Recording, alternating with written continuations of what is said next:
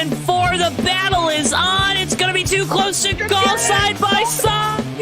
Long Joe gets it. Oh, we got contact. We got flips. Everywhere. We got big wrecks here going back to the front because we're racing back to the line. William Page with the victory. Looking for second here.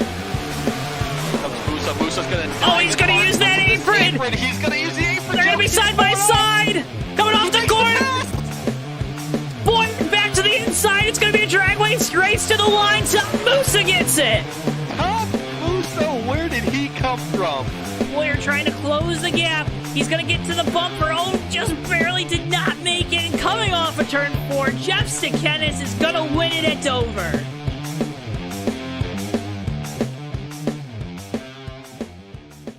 Before I wrap things up here in this segment, your thoughts on the type of race we're going to see tonight?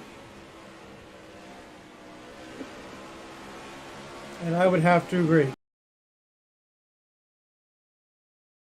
Ladies and gentlemen, boys and girls, children of all ages, welcome to tonight's feature presentation of the Friends at Sim Racers Tour Racing League 10 years, 2012 to 2022 Renegade Cup Series here for the Daytona International Speedway. As always, I'm your host, Joe Twansky. Alongside me tonight, you know them, you love them, they're a dynamic duo unlike no other. Mr. Joseph Weaver. How's everybody doing tonight? And Mr. Tommy Bordeaux. Good evening, Joe. Good evening, Weaver. And good evening, everybody at home. Folks, we have a fantastic show ready for you tonight. You don't want to miss a second of it. Next Gen Cars here, opening race for the FAST Renegade Cup Series season. Tommy, 75 laps tonight for these drivers. Not that much time to get it done if you're starting out back. Yeah, you know, here's the thing about Super Speedway racing, Joe. There's a lot of ebbs and flows to it. And you can start at the back and make your way to the front. The big key, of course, is avoiding all the calamity that'll happen throughout the race. Like you mentioned, 75 laps, not too much time. Not like 200 like you saw earlier today, but still enough to get there if you're willing to make the hard moves and sometimes take a risk or two. And Weaver, when we talk about that 75 laps, it's not like you're in a position that you didn't earn. We had duels 3 weeks ago that are set the lineup for tonight, so a lot of these guys kind of know what they have, right?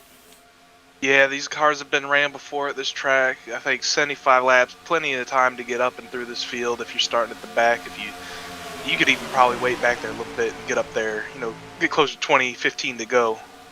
Get up through the field then. Folks, make sure you smash that like button on the video and subscribe to us here on JTN. Again, this is the FAST Renegade Cup Series race preview from the Daytona International Speedway around this 2.5-mile super speedway. Those 75 laps, 70 degrees and clear. We got Joe, Tommy, and Joseph up in the booth. Remember to use code JTN to check out as there's a hard lick there down the back straightaway for Joshua Moyers. But, remember to use that code JTN to check out for free shipping on your order of $20 or more at CircleBDiecast.com. It does a lot to help support us. Maybe you're going to get a Daytona 500 race win diecast. You know, you can do that. But nonetheless, again, for all your diecast needs, head on over to CircleBDiecast.com. Use that code JTN.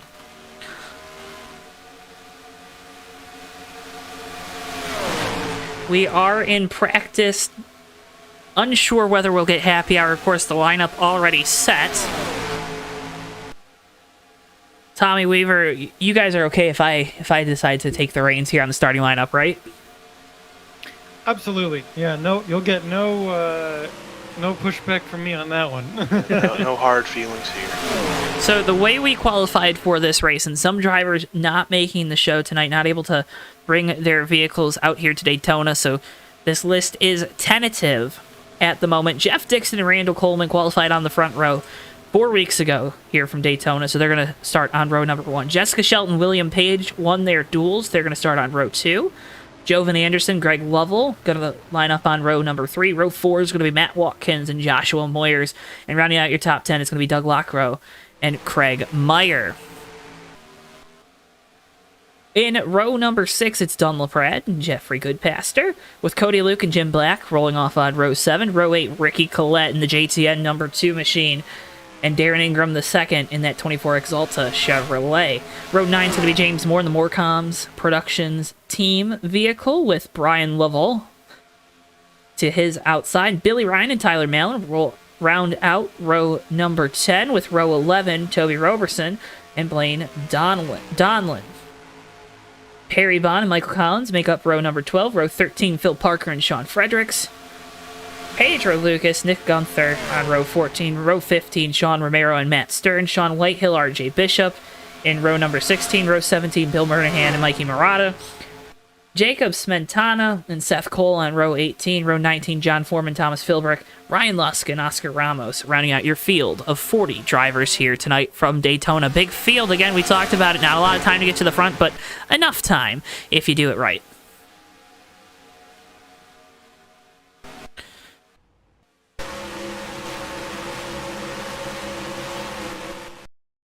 Absolutely beautiful pickups already from you guys over there. Well, I was just noticing, Joe, a couple of these cars out here. We got quite a mix of manufacturers. We got Camrys, we got the Chevrolets, and we got the Fords that you might expect. But I've seen a couple Dodges out here as well. So that, of course, a little bit of a difference from reality. And, of course, some Hondas as well, which, I mean, who knows, Joe and Weaver, in the future. Maybe they're going to be in the Cup Series at some point. Yeah, good split of manufacturers out here. Going to be interesting to see how they work together when we come to pit stops and strategy long in this race.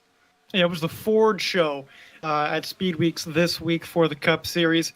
Whether or not that continues tonight here in the sim racing world, we'll find out in 75 laps time.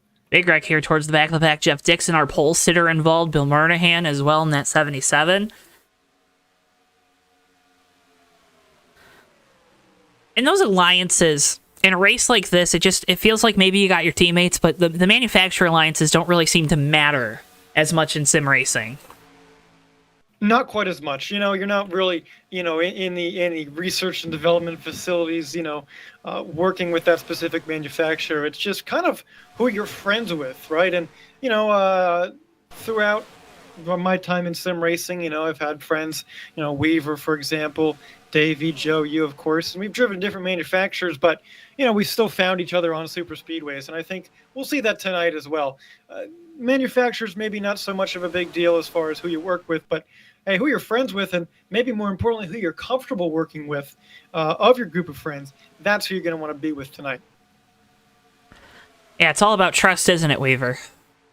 Yeah, usually you're going to be working with people that you trust, people you've been around.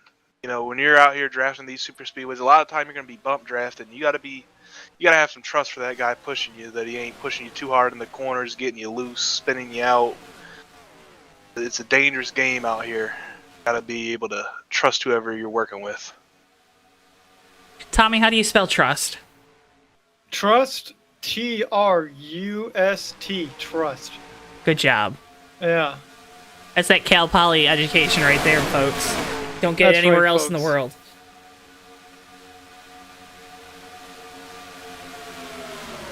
Practice drawing to a close shortly, guys, and not that you can take too much from practice speeds. I mean, we saw, of course, in Arca, practice leader didn't end up doing too well in the race ultimately, but it's not about that. It's about how you run in the race. But it's worth noting at least Pedro Lucas up at the top of the charts, just 1/100th of a second ahead of Tyler Mallon. And our own JTN car with Ricky Collette in that too, third on the charts. Now, folks, one thing to say about that guy in that number 2 car, he's the defending race winner from last year, so a lot of pressure on driver number 2 here tonight, with a new team this year as well. Two-car got it done in the real world, Joe. Perhaps tonight, more of the same. Well, that number's lucky as he's going spinning to the inside. We won't show it because don't know if he survived. 2-car could never seem to get it done here when I was behind the wheel, so maybe we can get it done with a guy from up in the Northeast. Maybe guys from Michigan just can't win it at this place in the big race. Sounds oddly familiar.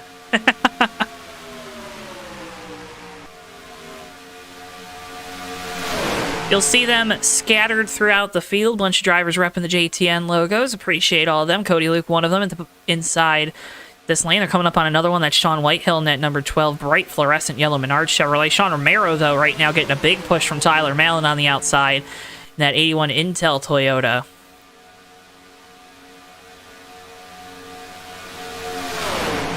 Oh, these guys out too much of a push from into the back of Mallon. Big wreck. See, and this is only practice now, Joe, but I'm keeping that in the back of my head. I'm taking note of how these guys are driving. They may be on the edge right now, but I know this is probably how they're going to drive it towards the end of the race. So I know you got to store all the information you can here. Oh, we love it when the server randomly goes back without any warning, don't we?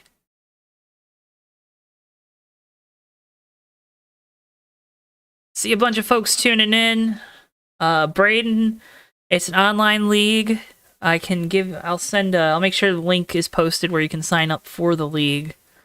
In the video description. See Magoo tuning in.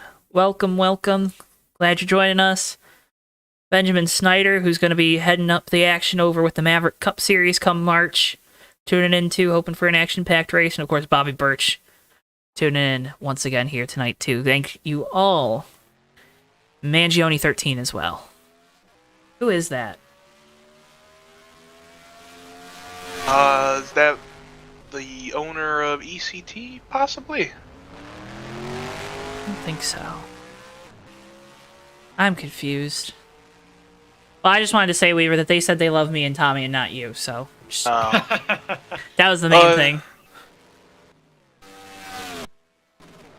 Wanted that to be made clear. Oh. Yeah, I saw that. Pedro Lucas there. 61 going for a ride there. Practice shouldn't be too much longer. I say it shouldn't be too much longer because, you know, you never know what race control's got in store for us tonight. Taking a look at the replay a little bit here, that 61 of Pedro Lucas two-wheeling just a little bit. I saw that. A lot of grip down there in that grass, huh? Yeah, look at this. We're not seeing it on the. Wow, That's impressive. that might be worth checking out, Joe. Yeah, you know, if you watch the Daytona 500 today, we saw that 21 of Harrison Burton get sideways and catch some air and flip, but this car kind of did the opposite. He just hooked it. And he's two-wheeling again. That's impressive. He's having a ball down there. I'm telling you, they got that thing gripped up today. Yeah. Boy, you don't usually see that these days, but sometimes you do. And I guess that's some point you do. Maybe something to watch out for legitimately, though, if we get wrecks down on the apron in that part of the racetrack headed towards turn 1, and if someone's down there getting sideways, you know, maybe with that flat underside of these cars, it could just easily put them up and over, you know? Drivers being called to qualifying. So our pole sitter, I believe our second place. So our front row will set a lap, and then everyone else should be boarding their qualifying run. See how. So time for this race to start here is coming shortly. I mean, we're almost there. We've been patient, and boy, we're just counting down the moments until we see the green flag at Daytona. Like to remind you folks to make sure to use that code JTN at checkout at CircleBDiecast.com or PlanBSales.com for free shipping on your order of $20 or more. Circle B Diecast is your home for all your diecast related and racing related memorabilia needs. They got dirt, wing sprints, they got dirt late model diecast, everything under the sun, and of course all your National NASCAR Touring Series. Got the diecast t-shirts, hats, and more. Again, CircleBDiecast.com is your home. Use that code JTN at checkout. Free shipping on your order of $20 or more. You can also head on over now to the JTN merch store. Get yourself some wonderful looking JTN merch. We just released our tumblers, our like drink tumblers and pint glasses with the JTN logo on them, so you can go check those out. As well as much, much more. You can get Tommy's World shirts if you're a big Tommy Bordeaux fan. I know Tommy would appreciate seeing folks wearing those because he does believe it's his world and we're just living in it. And I don't believe, Joe, I know. That's right. I forgot. Yeah. Big shout out real quick to Osti in the chat.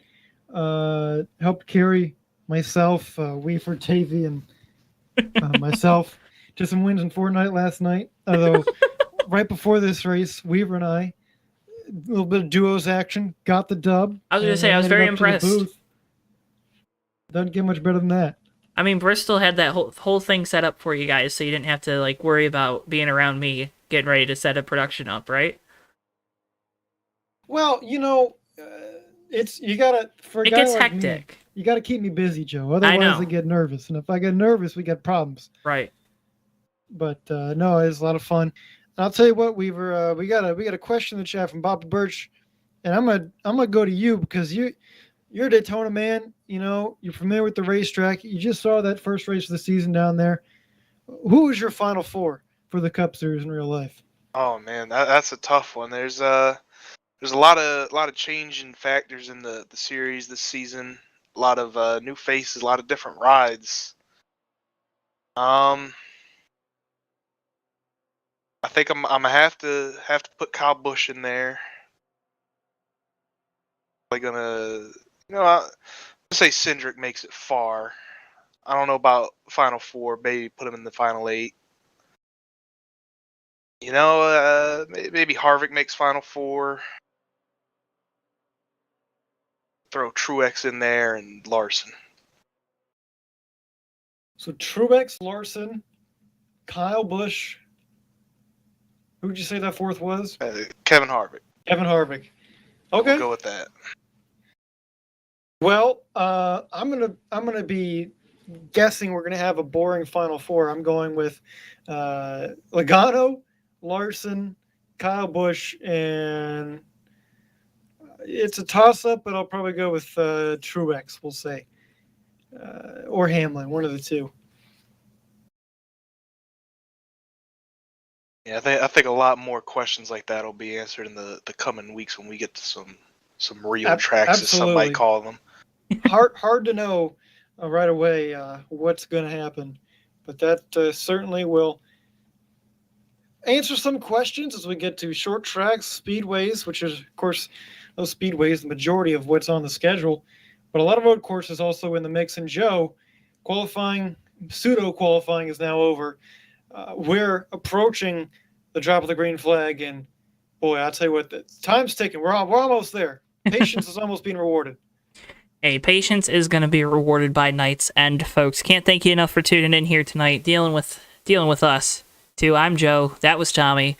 Got also Mr. Joseph Weaver up here in the booth. Can't thank you folks enough for tuning in. Make sure if you haven't already, you drop a like on the video and subscribe. Be a friend, tell a friend about our streams here on JTN. It does so much to help support us. I've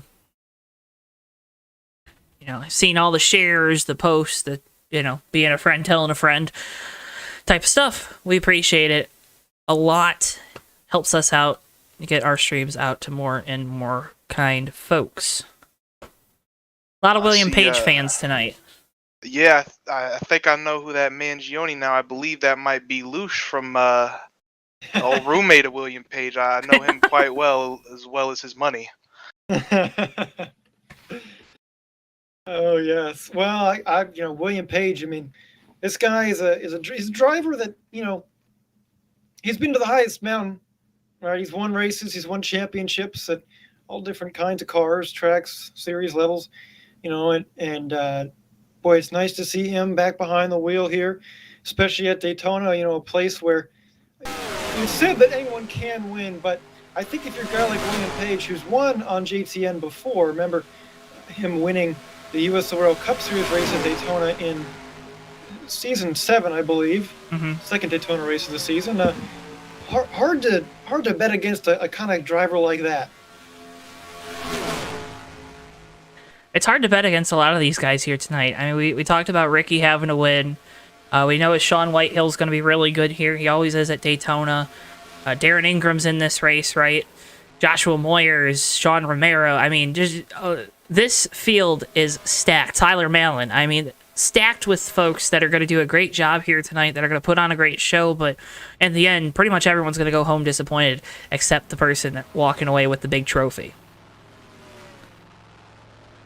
Oh, and by the way, did you mention Super Speedway ace Michael Murata in that 55? Always seems to find his way towards the front at some point in these Super Speedway races. The thing with the Mikey Murata is, Man, he's got a cool head of hair. I think that's what helps him. Yeah, he's been giving me them real Kyle Petty vibes. He's got the mane going. I was gonna say on the Kyle Petty arc. Well, he's only probably got a couple wins left in him, huh? No, don't say that. I ain't putting nothing like that on the boy.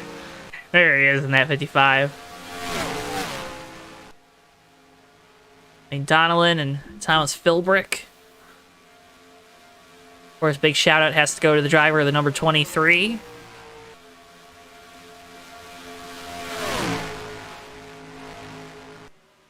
And this mod, guys, I mean, I don't know. We saw it in person. We're seeing it now. I mean, I don't know. Looks like it to me. Who am I to say? You know what I'm saying? You know, it's a good looking mod. A lot of hard work went into it. Whole team of people over there, full circle, to bring the NR community the newest edition of racing vehicle here.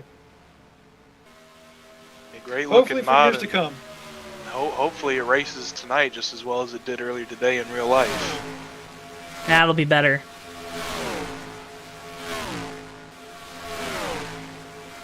Yeah, we just can't have anybody getting sideways down the backstretch. Yeah, Yeah, flat or surfaces on the don't like apron. when you put air under them.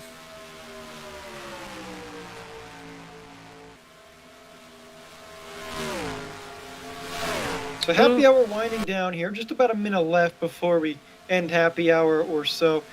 I want to get some pre-race picks out there real quick because I know we talked about a couple drivers we might keep an eye on all night long. But guys, I don't want to pressure you into making a pick or trying to play favorites or anything like that. Anything but. However, I feel this stacked. I know it's hard to pick people, but if you could pick just one that you think's going to come away with the victory tonight, who would it be? Golly, Tommy, you make it very difficult, don't you?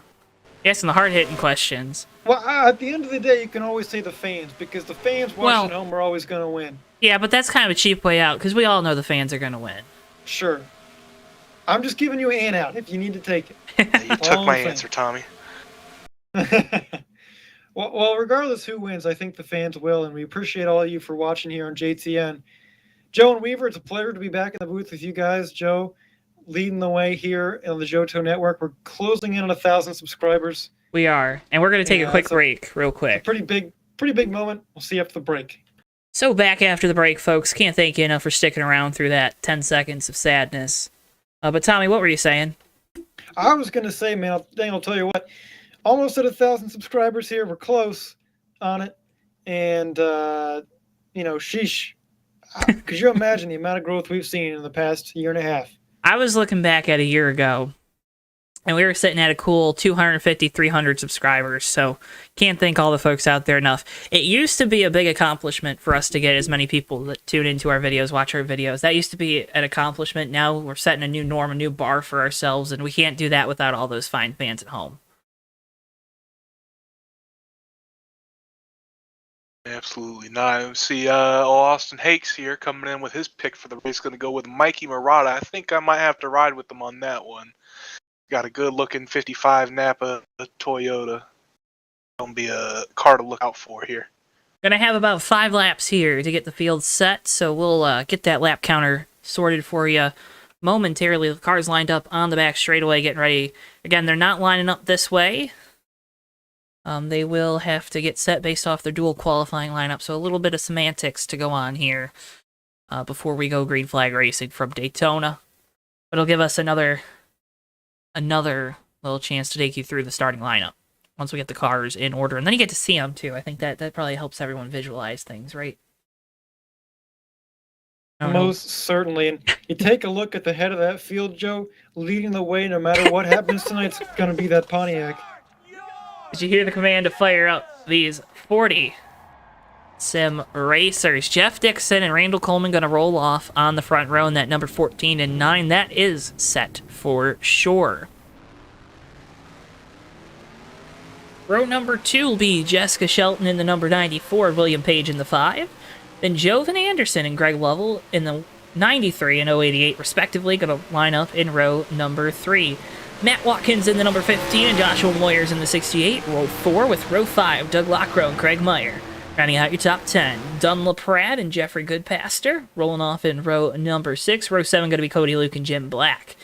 Row 8, Ricky Cletton at number 2, JTN Ford with Darren Ingram. And the number 24, rolling off on row number 8, James Moore in the 03 and Brian Lovell in the 043. In row 9 with your top 20, rounded out by Billy Ryan and Tyler Mallon in the 81 Intel Toyota.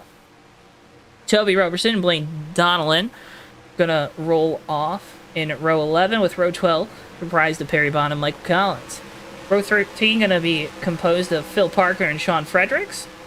14, Pedro Lucas and Nick Gunther. Sean Romero and Matt Sturt in row number 15. Row 16, Sean Whitehill, RJ Bishop. Bill Murnahan, Mikey Murata, Jacob Smentana, Seth Cole, John Foreman, Thomas Philbrick, Ryan Lusk, and Oscar Ramos. Your starting lineup here tonight from Daytona. Are we doing is this a full pace lap? I guess. I'm so confused. Well,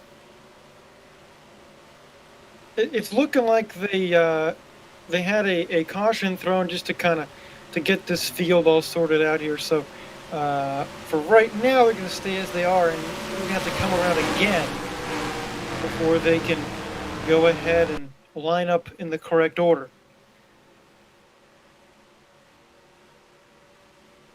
You know, using an old game like NR 2003 doesn't come without its pains here. It's not a good way to set that starting lineup, right? Oh, you know, you got the great league admin here in Randall Coleman. He's always found a way to make things work. Biting my tongue. Trust them to get things figured out and get this race underway here shortly. That pace car is going to pull off again, folks. We're going to have a couple laps to get everything sorted out, get the field lined up. We will be going through lap number 75. Coming to the green this time, the official green flag of the race. I think it was a full pace lap, guys. Well, all right then. So here comes the pace car. Here we go. Jeff Dixon, Randall Coleman. Pace car going to hand over control of this race to Dixon of the number 14. There's the green flag, and now we pace for 5 more laps. Now, it is going to take a little bit for these cars to get up to speed, but not quite this long. Remember, folks, we're waiting to get this field all lined up in the correct order, so hopefully things go smoothly and we can do that. Yep. Shouldn't take too long. Again, this is just kind of the things you got to do when you work with NR trying to set a field after some dual races.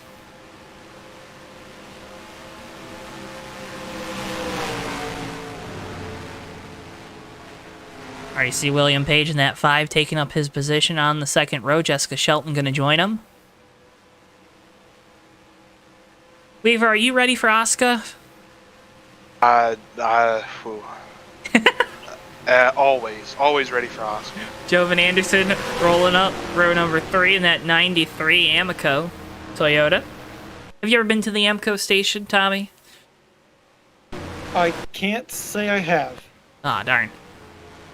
Comes Joshua Moyers in the 68. Lovell making his way up towards the front. Matt Watkins as well. Again, these duels were set a couple weeks ago. You head on over to Top Dragster here on YouTube.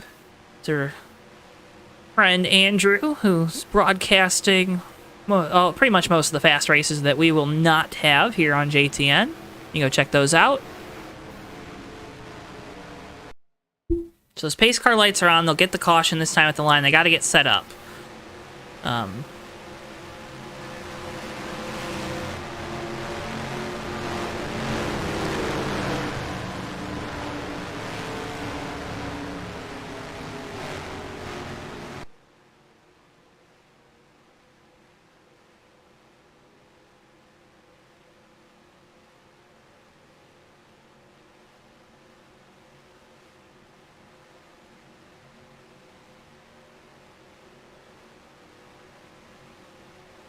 While we wait here, Randall Coleman, that Hooters number 9 car. Remember, this is 10 years of the Friends of Sim Racers Tour. Racing All League. all three of us up in here in the booth have been part of the Fast Racing League for a good portion of our sim racing careers. It's one of the first leagues that I joined when I started. A lot of good memories here that we can look fondly back on. Maybe if at the time they weren't as fun. We have always had a good time, and it's cool to see it still around. And of course now we have the pleasure to broadcast this historic race tonight. 10 years and a new kind of car out on the racetrack tonight with the next gen. Well, and Tommy, I think what you said there is very important. 10 years. A lot of leagues that we're broadcasting here on JTN have had some great longevity. You think about Bomb Squad, you think about Hobo, you think about folks over at TMP getting their stuff going again, Excel.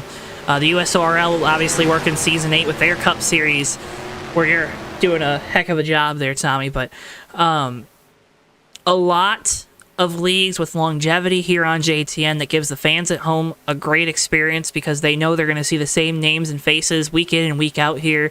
They can pick their favorites. They can choose who to root for. And I think that's fundamentally that's what you want out of racing. You want those heroes. Isn't that right, Weaver? Yeah, it's always fun to watch a race when you got somebody to pull for. You can really get involved and feel the emotions of a race when your driver's going from the front to the back or from the back to the front. And Tommy, what kind of emotions do you like to feel during a race? Well, when I'm racing in the race, I just want to feel good because I just won. That's pretty much about it. Broadcasting, watching a race, I just want something exciting, that I know that I enjoy and the fans at home enjoy. As long as we're making the fans happy up here with some good broadcasts, that's what matters. Certainly you want to see your friends do well, but ultimately you just want to see good racing. And we've seen that before on JTN, and I think tonight we're going to see it once again. Good racing, oh so crucial. It's like Jeff Dixon decided to pull off track. A couple folks pulling off. Coming into their boxes. Are they taking fuel?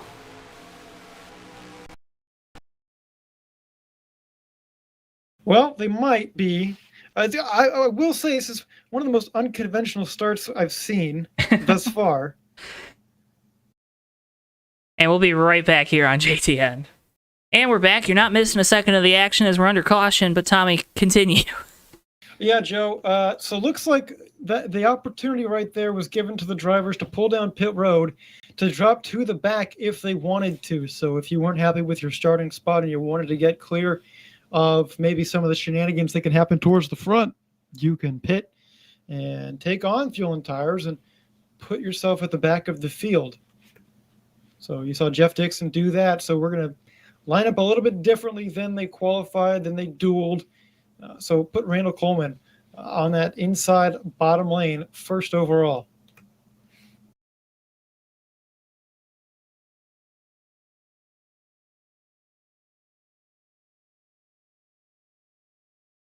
Already seeing these interesting strategies being played here early in this race. I haven't even had the full green flag lap, and they're already thinking about what's going on and how they're going to run this race out.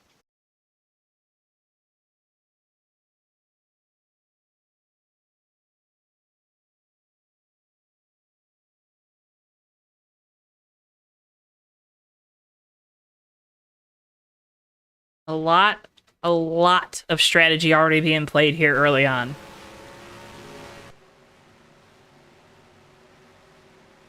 It's not often you get strategy before the race. No. And I think sometimes you see it during the race, certainly. You see it towards the end of a race, but before we've even taken the green flag, you can talk about maybe what the plan is, but a situation like this is just a little bit different. Think of it maybe, I guess, as if we're starting the race under yellow with some rain in the area, even though there's not a cloud in the sky over here. It's that Florida rain, right? Right, exactly. Weaver, you would know all about it. Those showers that just come and go so quickly around here.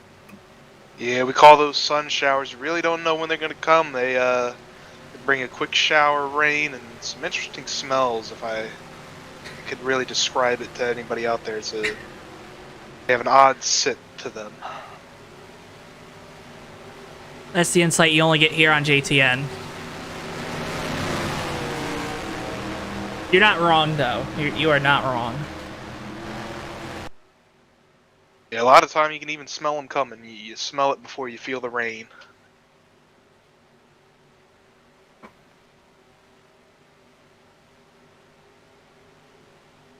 Well, a lot of folks tuning in. Can't thank you all enough for spending some time with us here on JTN on a Sunday night. Hopefully you enjoyed today's Daytona 500 action if you partook in the viewing of that race. But you're about to see the best race of the day here on JTN with the FAST Renegade Cup Series from Daytona. Season opener. Pace car lights should be going off this time at the line. They do. Will be green flag here momentarily with Randall Coleman leading us to green. All right. Well, you've been patient enough, fans, and the action's going to get underway. This time out of turn number 4 when that pace car makes the hard left turn into pit lane. The wait is almost over for the FAST Renegade Cup Series here at Daytona. You've been patient. We've been patient. It's going to be fun. So 70 laps of action coming at you here momentarily. Field's all lined up, ready to go. Again, set by duels about 2-3 weeks ago. Those dual winners were Jessica Shelton in the number 94 and William Page in the 5. Be interesting to see how those two assert themselves early on here. Flex their muscle a little bit, maybe remind all the drivers behind them that they were winners at the start of the season.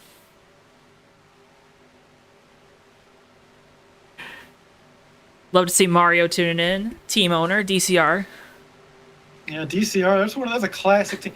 That team's been around for a long time team owner in FAST Renegade Cup Series action. I believe one of those DCR Chevrolets is probably that 68. Or it might be a Rev 1, I don't know. Those two teams work in lockstep. Love to see it.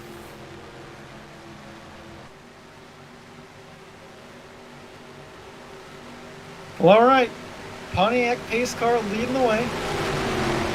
Soon to be off the racetrack, and all of these cars, 40 of them, going to be unleashed here at Daytona, getting the action underway for the start of the FAST Renegade Cup Series in 2022. Year number 10 for FAST, race number 1 of 2022 from the Daytona International Speedway. League admin Randall Coleman leading us to green here on the bottom. That number 9 Hooters Chevrolet pace car is off that beautiful Pontiac Grand Prix. Takes itself down pit road. Down into the restart zone we go. Green flag. We're underway here from Daytona with the FAST Renegade Cup Series. And already off the rip, Weaver Jessica Shelton with a good start in that outside lane with a nice push there from that 93 right behind her. That's the 93 of Jovan Anderson. Always quick at any type of racetrack. We've seen him be successful in those famous Amoco colors many times throughout the years. And back here on JTN, Tommy and Weaver taking you radio style. Right now, Randall Coleman out in front of the field in the bottom lane. William Page tucked up right behind him. And on the outside lane, being led by Jessica Shelton, they've lost a little bit of ground, had a great start, but now third in line side by side with the 15 of Matt Watkins. Randall Coleman still leading the way with a strong lead over the rest of the field. Everybody tied up nose to tail in these two lines. Seen a little bit of jostling for position. Nobody really changing lanes here. Everybody getting in line, working together. Got to settle in for a long race here, 70 laps. There's still plenty of time to go here. Randall Coleman up front, William Page working hard right behind him to try and get things going.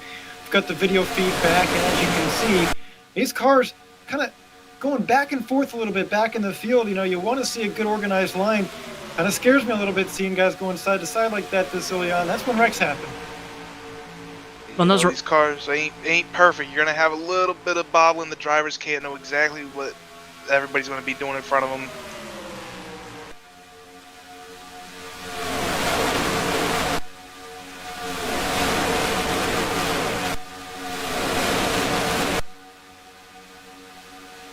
Down the back straightaway now, Randall Coleman still leading the way.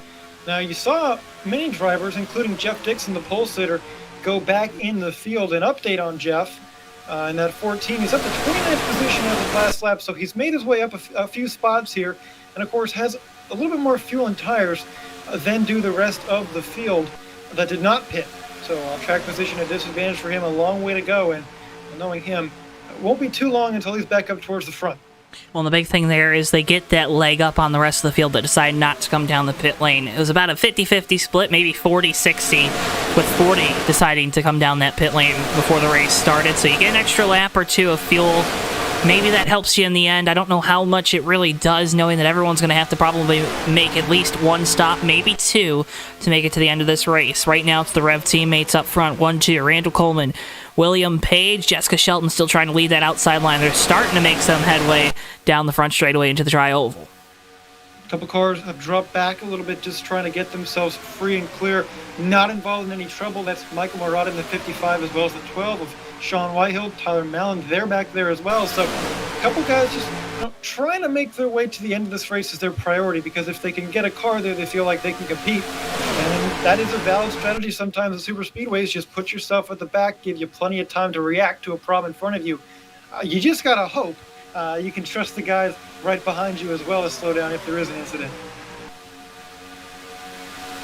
A lot of jostling, weaving. You see James Moore in that 03 starting to peek his nose out further on back to the outside of Ricky Collette in the number 2. Got Jim Black there on the inside in that number 86, but still see a 61 now down onto the apron through the tri-oval. Look out.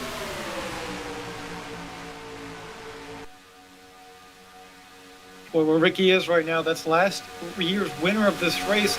On that outside lane, a couple rows back, it's not always the most fun. I think I'd rather be at the bottom just because I have more room to go. If there is an incident in front of me I need to avoid, you can use that apron. You can go to the grass if you even need to. But up there, up against that wall, not many places to go. So hopefully you're comfortable there. And Weaver, when you see guys maybe in your rearview mirror not holding the prettiest of line, does that worry you? A little bit. If they're pushing me a lot, I'm getting kind of worried. But I also know something I would do in these super speedways when I didn't really feel like lifting too much in the corner. If you kind of cheat up a half a lane behind the car in front of you, it'll keep you slow enough to where you're not riding them through the corner and getting them loose.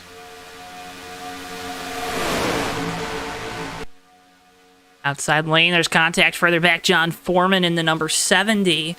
Contact with that number 61 M&M's car of Pedro Lucas. Further on back, they keep things straight. We're 3 wide. Bill Marnahan and Jeff Dixon in the middle. Yeah, Jeff Dixon, that Kodak Camaro there, making some moves in the middle. Got to be careful, especially on the exit of 4. Things seem to tighten up, especially if you're that car on the outside lane. That car wants to wash up and hit that wall a little bit. Good job by Bill Marnahan keeping it off the wall. And everybody safe for now. I say for now because, boy, at any second with the way these cars are running so close to each other still, anything can happen. Disaster really just a split second away.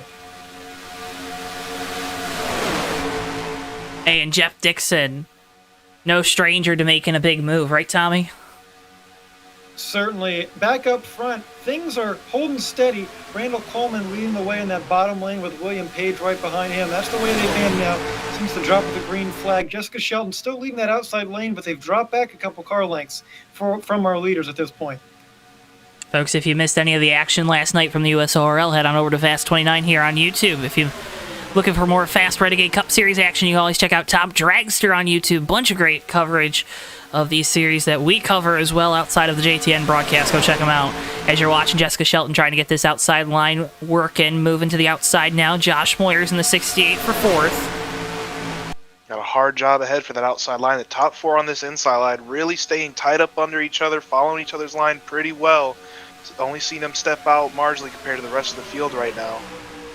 Well, you've seen those 4 work together very well throughout speed weeks too. I'm not surprised to see, especially William Page glued to the back bumper of Randall Coleman early on.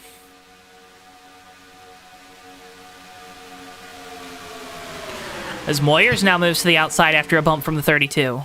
Yeah, kind of our first real big shuffle up towards the front, a move to try and get some position. Now Moyers in that 68 team trying to make something work on that outside lane is definitely possible.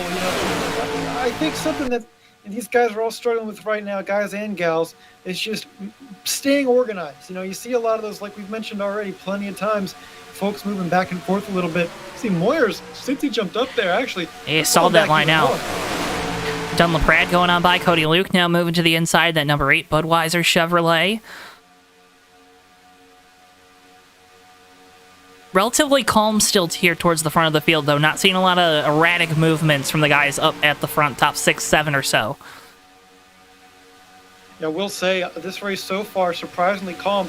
Jovan Anderson dropped down to the bottom line where he could, so it seems like the bottom lane, that's where folks want to be right now. They're trying to get down there any way they can.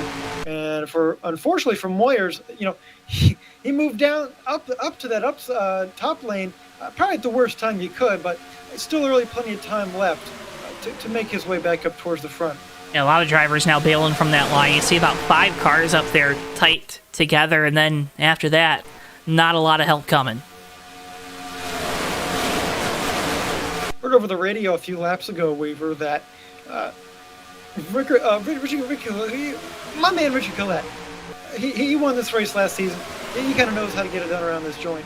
He was saying this is probably going to look like just a one-stopper as far as pit stops are concerned. Now, we mentioned folks coming in, a couple laps into the caution start of this race, maybe a little bit more fuel. And that's really going to determine when these guys pit, because you've got to be able to pit with people. Explain why pitting with a group of cars is so important here, as opposed to maybe pitting by yourself at any other racetrack on the schedule. Well, the biggest thing with these cars out here at a track like this is once you get in the draft, you're going 10, 20, 30 mile an hour quicker than if you're out there by yourself. If you don't have any help when you go to pit road, you're simply boned. They're very hard to recover. You don't want to lose the draft when you pit with people too. That we probably might see that happen tonight. You go in with a group, something might happen. Your air wrench jammed, Jackman drops the track too soon, and you lose the group you pit with, and you're going to be in bad trouble then. Now, what happens if your air jam wrenches, though? If that happens, you're really in for a bad time. I'd just hop out the car and start berating my crew at that point. No tires falling off these cars today, too, right? No, we sticking with the 5 lugs disguised as 1 lug here on these cars here in the great sim of NR 2003. See Dunlop Pratt in that 74, that green and white Chevrolet on the outside now to John Foreman losing ground. Looked like decided to shuffle out of line. Does the driver of the number 74 falling back quick? Maybe a little bit of internet issue there. We'll try to follow up on that when we can. Something to keep in mind, looking like a one-stopper, but that is probably going to be cutting it close if you have to pit a little earlier. See, Randall Coleman in that 9 Hooters Chevrolet been leading every lap so far. He's going to be burning the most fuel of anybody in this field right now. Hey, let's get another cliche out of the way, right? Well, right. Well, they mentioned it in the broadcast tonight too, the Daytona 500, or sorry, the big race. When you're out front there, you're just flat-footed all the way around. But anyone besides Randall right now, I mean, we're talking William Page, we're talking Matt Watkins, we're talking anybody that's behind somebody. You're able to save some gas here, let off the throttle, not putting it matted to the floor the whole way around. It may not be much per lap, but it adds up, and especially if you're just letting off on the entry of corners just a smidge. I mean, that's still an advantage over our leader. It could work out to 1, maybe even 2 laps, so you can have more fuel than the leader, and that could determine who you pit with and ultimately who you're working with for the rest of the race. Well, folks, we've been working with you all throughout the night. Can't thank you enough for tuning into JTN's coverage of the FAST Renegade Pro Cup Series season opener here from the Daytona International Speedway. Right now, working lap 20 of 75. Can't thank you enough for tuning in. Make sure if you haven't already, you drop a like on the video and subscribe if it's your first time tuning into JTN. We do this kind of coverage all the time. And Tommy, we got a bunch of great upcoming races presented by the fine folks at TWB Technologies. Joe, we sure do a whole slate of fun events happening around in sim racing. Specifically in NR 2003, of course, you got the TMP Cup Series action. That's going to happen soon. My resolution, I can't see it very well. Hang on. It's going to happen tomorrow night, February the 21st from Auto Club. Then it's going to be Hobo Racing Cup Series action right back here at Daytona. We're going to crisscross the country a couple times this week. 8:50 p.m. Eastern Time, February the 22nd. Then the 24th, this Thursday, Bomb Squad Racing Cup Series action returns to JTN. Race 2 of their 2022 season from the Auto Club Speedway. That race beginning at 9:05 p.m. Eastern Time. Of course, all those races live only on JTN. Yeah, I was going to read that part. Live only on JTN. I know that. There we go. A lot of traveling coming up here. Is old Bristol gonna hit up his cousin Airbud and get us some private jets? Might just have to. We gotta get to that 1,000 subs first, he said. Well, we're closing Making us in. work for it. If you haven't subscribed yet, What are you doing? feel free to, because we are getting close to that 1,000 number. And Joe, you promised me some things when we get there, especially with the Fake Racers podcast. So we'll see when we get around to that. Wait, what did I soon promise? enough. I would assume a promise. It sounded like a promise. A merch giveaway? Well, I heard I was going to be able to talk about 2003. That's all I Oh, that's true. Golly, bringing those things up. We're gonna hire Mario to be our pilot. Oh, there we go. There we go. Yeah, I can trust that guy. Absolutely. Benjamin Snyder also in chat points out a really good point. TMP Cup Series from Auto Club last year. You see it in our Open every week or every broadcast. A fantastic race there. They got a great looking Auto Club Speedway with the folks over at TMP, so you're definitely going to want to tune into that one tomorrow night. Again, right here on JTN 8:50 p.m. Eastern Time. I want to give a big shout out to Mario, Mr. Family Man, on the birth of his child not too long ago. Big dad energy coming out of the DMR camp. DCR.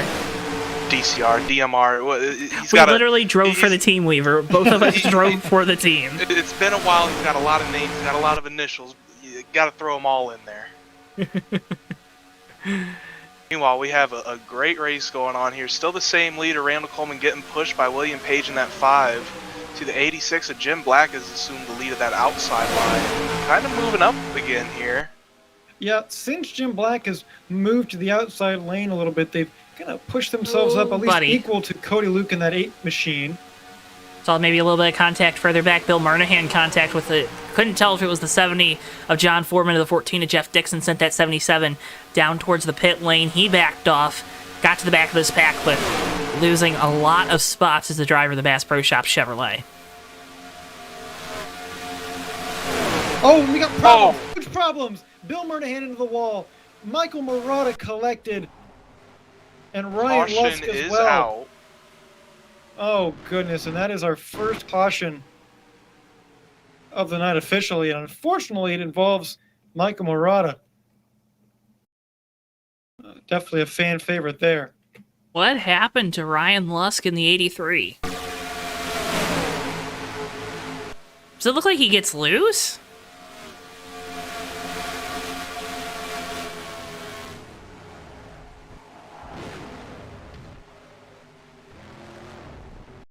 Taking a look here at the replay, you see going 3 wide a little bit here, I think. I mean, there was a lot of shuffling out of turn number 4. Almost looked like he was going to be in the middle. He did look like he got loose, maybe some net code or warp or something, but unfortunately went right down into the path of Bill Murnahan, who then collected Michael Murata, who was hanging out at the back to avoid something like this. Hey, the good thing about these next-gen cars, right? They're easy to fix. That's what I've been told. We saw tonight, some contact between cars resulting in a lot of broken suspension pieces. Here, things a little bit different. So, I mean, you would assume that everyone's going to be at least okay enough to continue. But, wow, what a pretty hard hit there for Murnahan. Like you always wearing our visor cam, giving you a good shot there.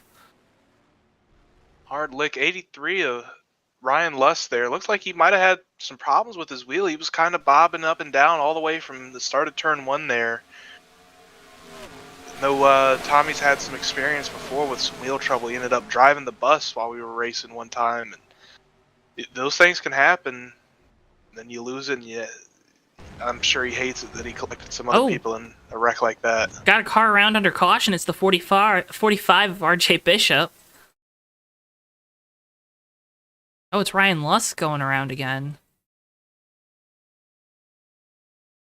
There is a lot going on.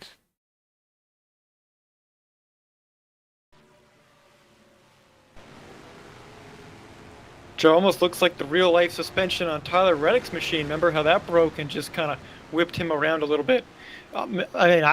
Obviously it's sim racing. I know it's not that, but man, it sure does look like something like that here. As we get some pit stops here. Randall Coleman's going to get himself out in the lead ahead of William Page, but just.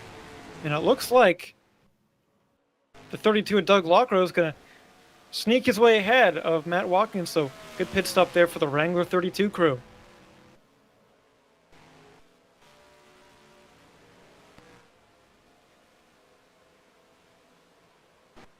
I have a feeling a lot of these drivers that were kind of getting stuck on that outside line, Weaver, they're probably pretty happy to have a caution to kind of maybe shake things up a little bit.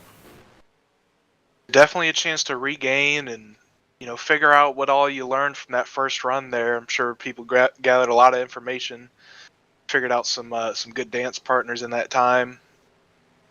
Going to go out here and probably go hard. Still going to be another pit stop before the end of this thing for fuel. Kind of shores it up for everybody, though. I think it'll be a for sure one stopper, and everybody will be good. See Seth Cole staying out in the FRN Chevrolet, leading the lap here.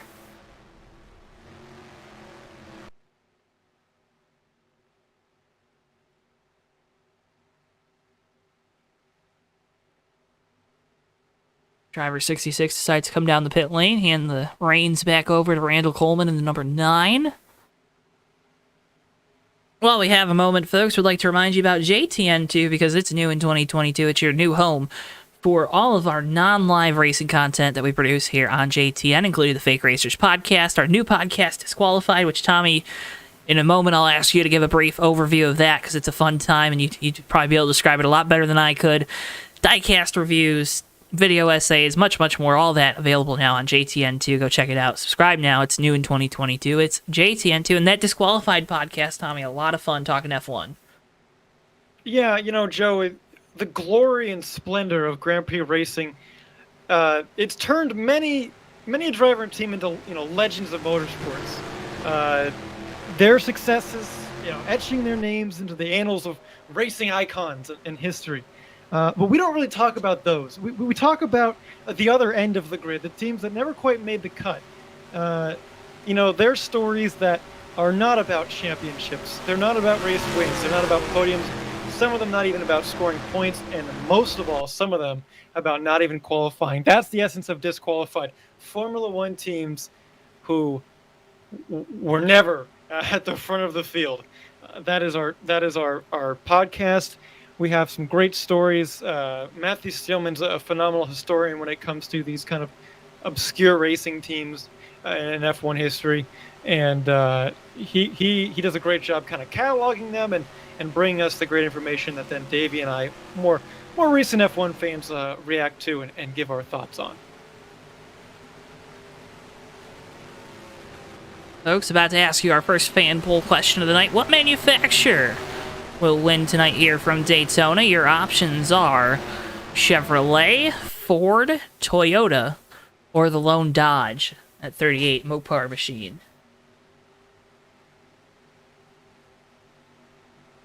Joe, while Sean we're under Fredericks. caution, I'm going to give myself a shout out, if you will. Let me. If you don't know, myself, Tom Bordeaux, approved by the Arca Competition Committee to run road courses. Heck yeah. Trying to run the September race at Portland in the Arca West Series. If you're interested in supporting the cause, hit me up. I don't know how. Figure it out, I guess. No, that's not fair. Sorry. Go check out timeboard.com. The website's not really that finished, but it's finished enough. You could probably submit an email or something. Or just check me out on Twitter, Tommy_Bordeaux. That's probably the best way to do. And hit me up. I'm trying to make the show there. Tommy, that was some let me great know. self-promotion. Yeah, thank you. I only fumbled over that a million times. Doesn't matter. Point is, folks, that's a real thing. Go to sponsortommy.com. Well, I don't have that domain, but maybe I should. The check clear for that sponsorship, Joe? What was that? So did the check clear for that ad read? It did not. Tommy usually gets to have a couple businesses on here. He just doesn't pay. You got anything you want to shout out, Weaver? I'm not really doing a whole lot. I guess go order some food from DoorDash because they pay my bills. So. We have already had some great moments on this broadcast. What's more to come? We still got about, 45, 46 laps to go when we go back. Green Randall Coleman with control. I am getting some internet issues now. Am I the only one?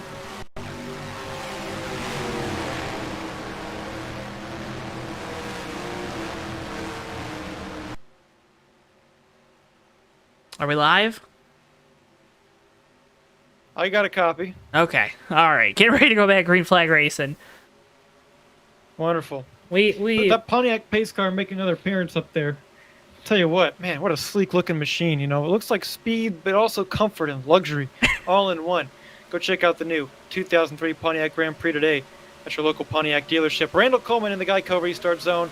We're back underway, leading the field back to green once again at Daytona. He's going to hop up into the outside line, pick up his drafting partner, William Page there, see if they're going to stay at the top. They're clear to come down now if they need to. Yeah, and that's Matt Watkins there in third in that lane, and of course he was third on the bottom lane as well, so they've worked well together on the bottom. Looks like William Page now, he's going to jump ship right in front of that 32 of Doug Lockrow, but Randall way out in front. under caution. And we do have a yellow flag condition. Didn't even get the chance to remove the yellow flag from the scorer. What are we under yellow for, though? Oh, here. Here it is. Problems towards the back of the field. Brian Lusk once again involved. Seth Cole, Sean Romero, Bill Murnahan. Seth Cole really getting the worst of it. Ryan Lusk in the same place, in the same position on track, really, in between two cars, getting loose again. To think maybe they should take some skew out of that car. Boy, I mean, he had to have broken the suspension piece at that point. It looked like quite the handful. Well, you know, they talked about it on the broadcast some in the real-life Cup Series this week. These cars have moved to a rack and pinion steering setup. He doesn't look like it's agreeing with them too much. He's been having some hard time keeping control of that car. Hopefully the team can get that figured out here soon. The Shraminator writes in, bruh, that 83. Would like to remind, I believe that's Dewey. Dewey, we love you, but check the tape. That fair, Tommy? I got nothing. It's a super speedway. What are you going to do? If you got a suspension failure. I'll tell you, big shout out, though, real quick now, to the Arca Race here. Michael Lear blowing a tire and hanging on to his piece. I mean, I'm a believer. I mean, I've been a Michael Lear believer for a while. You know, those cars he had back in the day were gorgeous. I mean, that's where actually the hue of my number 57 comes from, is their neon 57 they used to run. But that's neither here nor there. The point being, sometimes it can be a handful around here.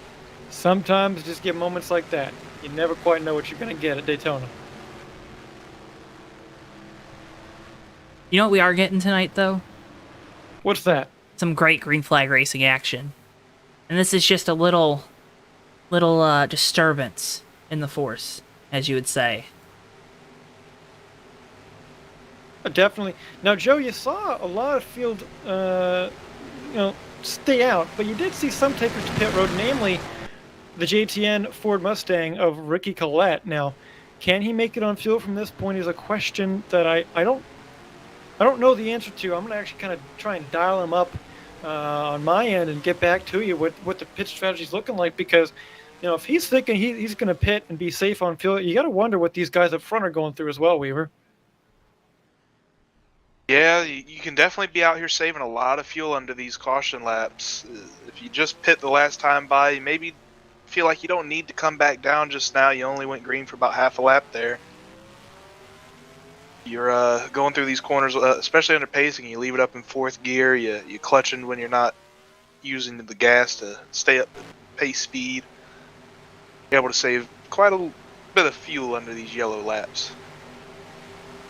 Certainly. Well, I'm getting the word, and I don't mean to spill the beans on strategy for anybody, but for the viewers at home, the pit window is roughly 43 laps. Similar to the edge of the pit window in the race tonight.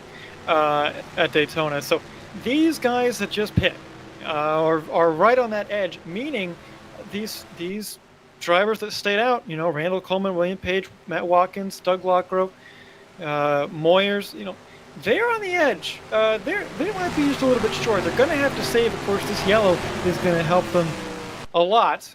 And boy, from here on out, we're going to have to see. If this thing goes green to the end, will they have enough? My money would be on no. It's going to be hard to save that much if it's a couple laps here that they need to save, even with this yellow flag. Still working caution. Randall Coleman going to lead us back to green once we get the one to go. Looks like maybe a little bit of gamesmanship going to be played there. See if Coleman decides to get in front of that number 5. You see ColemanCars.com on the side of William Page's car. That's by no coincidence. Of course, Randall Coleman, a big automotive entrepreneur with numerous dealerships around rural West Virginia. And by rural, I mean one farm. But Coleman at number 9, looking like he might take advantage of having some teammates lined up there on the bottom. Hearing just about 2 to 3 laps short for our leaders up front. That is quite a long way to go here. Yeah, it's kind of hard to save at least two laps minimum here at a track like Daytona, where you're going to be wanting to be flat out most you can, especially for the leader who's going to be out there burning the fuel on that gas the whole way around the track. Well, it's a tough ask. That projection's assuming you're running the pace you're running right now, too, right? I mean, you're going to see that number drop maybe a lap or two once we go back green, so I don't know. If I'm close to that window I'm pitting here, I guess the track position's very important for these guys up front. Tire wear not a big issue tonight, too. I don't think we mentioned that just to kind of put that final nail in the strategy coffin tonight, but tire wear not that big of a deal from Daytona. It never really is, but yeah, definitely get to save a few bucks on the tire bill when you come to Daytona. You're probably going to be spending that money in wrecked race cars, but the tire bill is at least nice on your pocket here. Yeah, something to note real quick before we go back green that we didn't, we're going to go green another lap at least. As Moyers heads down pit lane, so at 68, going to fill it up, thinking, I'm not going to be able to save that much. Could be a race-winning move, you never know. Pace car lights are out. We are going to go green next time around, but yeah, the race tonight has a 5 tire set limit. Now, we mentioned tires not really meaning anything here, so that shouldn't be too big of an issue, but something to keep in mind perhaps for future races. we're going to have some of those future races on JTN. You're going to want to make sure you're following us on Twitter and Facebook to stay up to date with our broadcast schedule. Post every day before we go live to our Twitter and Facebook, so you follow us on all those pages. We got linked down in the video description below. You'll be up to date with everything JoeTowNetwork related. Randall Coleman, your leader, going to be picking the outside lane for this restart, with William Page starting to his inside in second. I'm telling you, teammates. We saw it at the end of the Daytona 500 today. I was severely shocked by that.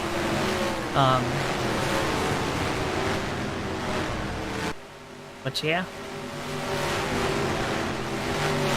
I'm going to let it be known that if I get the opportunity to win a race at Daytona in real life and they want me to play teammate, especially looking at you, Venturini Motorsports, I ain't doing it. I apologize. I don't apologize. I'm trying to win. What if they give you a shot in that Arca West car, though? But a trophy at Daytona, Joe. Fair enough. That's too much for me. Randall Coleman going to lead us back to green. Coleman Cars Chevrolet of William Page going to line up on the bottom of row 2. Matt Watkins, Doug Lockrow, and the number 10 of Craig Meyer, your top 5 here for the restart. Pontiac pace car going to make the hard left turn down the pit lane. Those papyrus colors. Coleman with control here for the restart. Into the Geico restart zone we go. Green flag. We're back underway here from Daytona. All right, so Randall Coleman trying to slide down in front there of William Page. Looks like he's going to be able to, so good maneuver there. everything successful up front with that in that outside lane. Really did not get going on this restart there. All discombobulated out there. That's going to make it very hard for that second lane to form up. And this bottom line is going to be sailing. Coleman trying to get the field strung out once again here, as we did in that initial green flag run. Top 4 breaking away from the rest of the field. This looks familiar.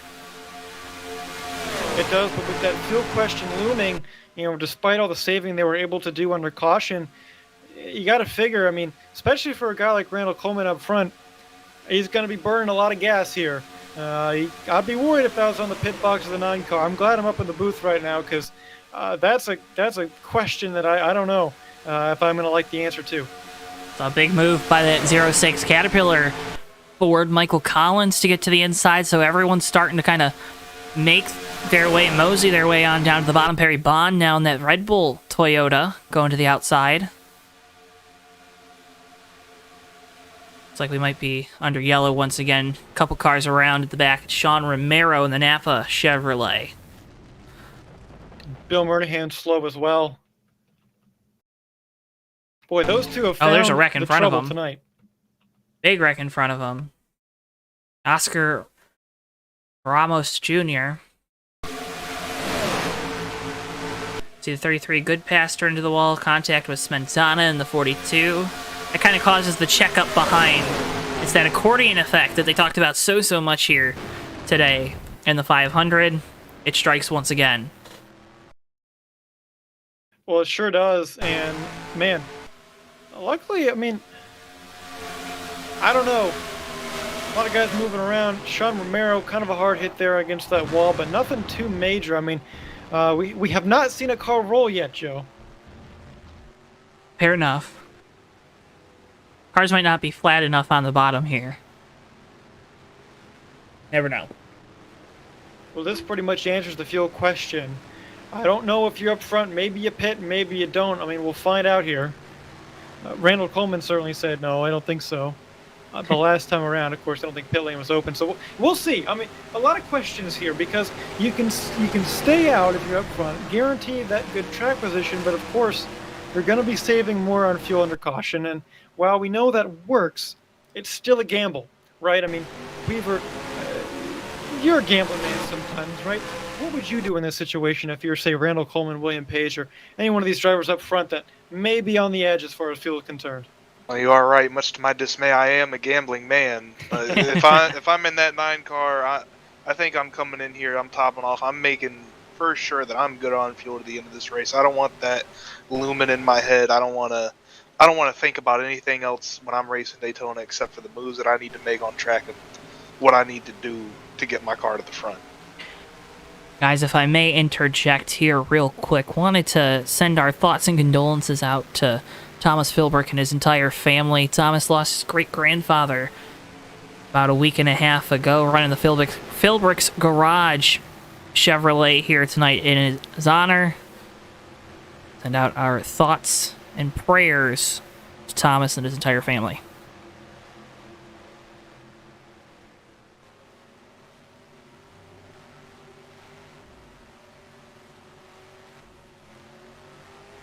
Well, Randall Coleman did not pit that time, Weaver, so he didn't listen to you. He decided to stay out. He's going to try and save, and certainly that's an opportunity for him. That caution benefits him greatly, because without it, you're really looking on the outside in. Now, I think with the number of caution laps we're going to run and how much clutching and coasting he can do, this is going to get him there, I think, and it might be the race-winning move. We talked about Moyers pitting late there to top off on fuel, that being a race-winning move. Well, this could be another one maybe here for Randall Coleman. A tale of two strategies, really. And who comes out on top may just come down to who has enough gas in the tank.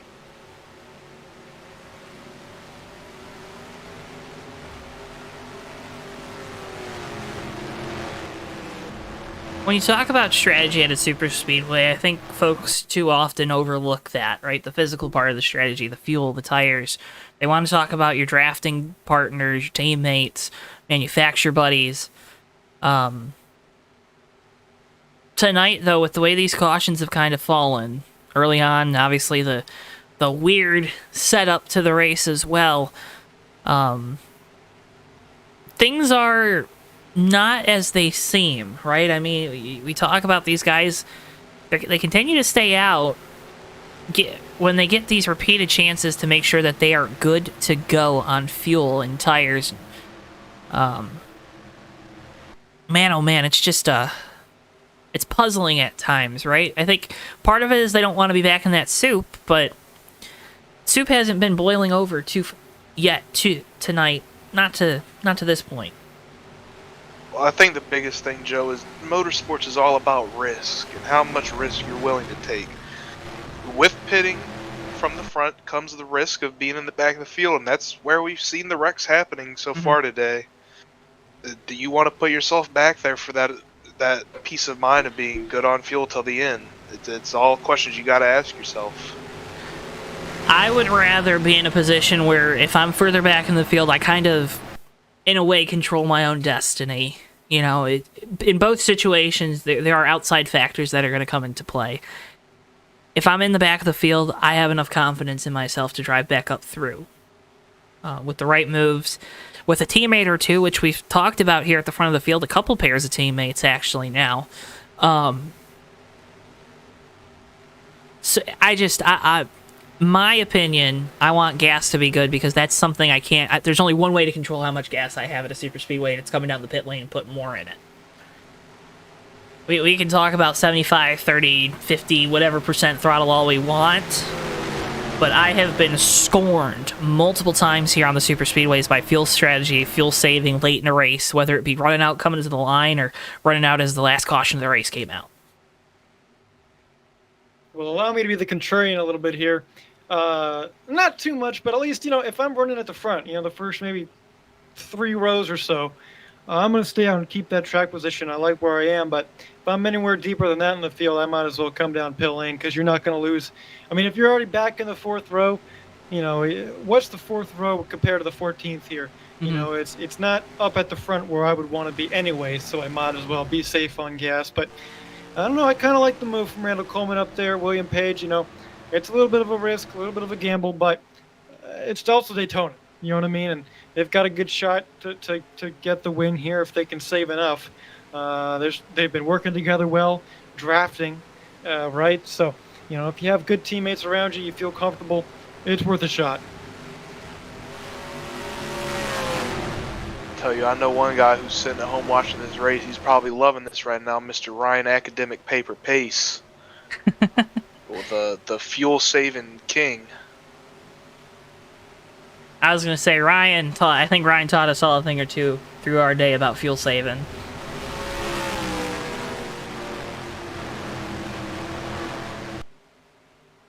See, the lights are out on the pace car, going to be going green this time by.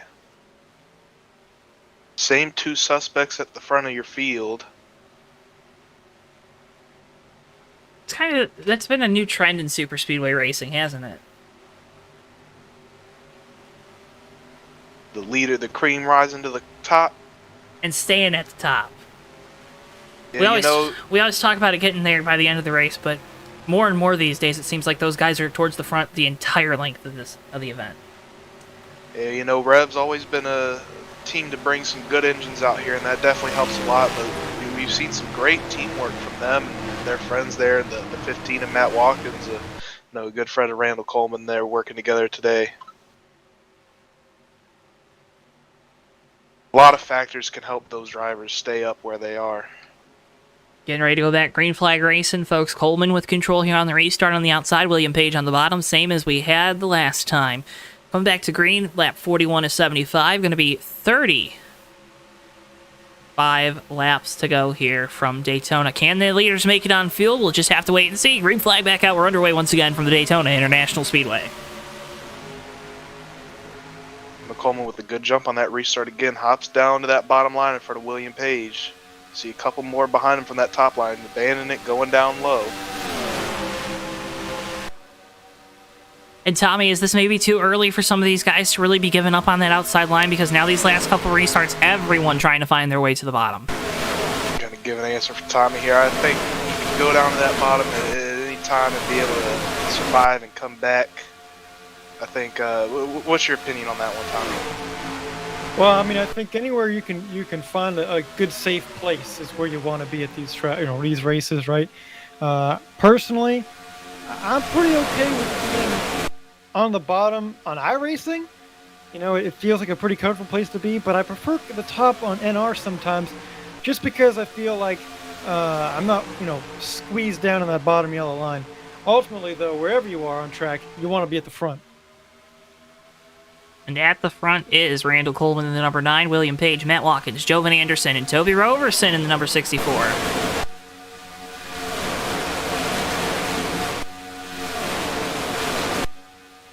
First time we said Toby's name tonight. Saw there down that backstretch, the 24 blue Exalta car in back there, driven by Darren Ingram. Looked like he took a peek outside, maybe got a little loose off turn 2 there. Definitely something you could have with these cars when you're unloading off the corners, get a little swirly on you. And we all know Darren likes to stir the drink. See a little bit of contact there through the tri-oval, a little bit of log jam. 10 car now to the outside, Perry Bond going on through. You saw Lockrow in the 32 having issues as well. We managed to keep it green and clean here from Daytona.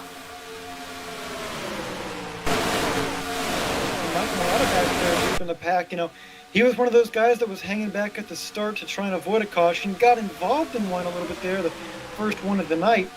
But he's working his way back up through the field. I talked to his crew just a bit ago. He said, I don't know if it's going to be a lane leader, but it's still okay running in the draft. So he's still trying to make some moves, get back up towards the front. Speaking of the front of the field, look at these top 10 cars, really, all in that bottom line. That's the place everybody wants to be at this point. Nothing going on the outside lane. And interesting, because if they get this thing strung out, Tommy Weaver, if they get it strung out, it's going to be really hard to get that line and that momentum going once again. Yeah, it always takes a lot of coordination to get a line formed here at Daytona and get them going. You're going to have a lot of cars going out in sequence with one another to get another lane going. Still got a lot of racing to do in this motor race here. Probably still maybe some pit stops coming. People can't save their fuel. And how disappointing would that be if you have to make that late race pit stop, Tommy? Well, having been in that position before, it is quite demoralizing. It's not the position you want to be in, certainly. And all these drivers, I think they're going to be good. Just hearing what Rick Collette's team was talking about on the radio, I do believe we should be okay, at least if you've hit recently. For a guy like Randall Coleman or William Page, I'm a little bit more concerned. Now there is that top lane forming up again, really disorganized for a bit there, but it seems like they've kind of figured things out a little bit. You can see at the front of that pack, Matt Stern in the 40, ahead of him, Craig Meyer, and then that 23 of Thomas Philbrick. How about that, leading that lane? They've kind of gotten their way back up through the field a little bit, a couple car lengths anyway, and they're trying to make a run for it. See right there, Doug Lockrow, he's jumping up there in that Wrangler Chevette.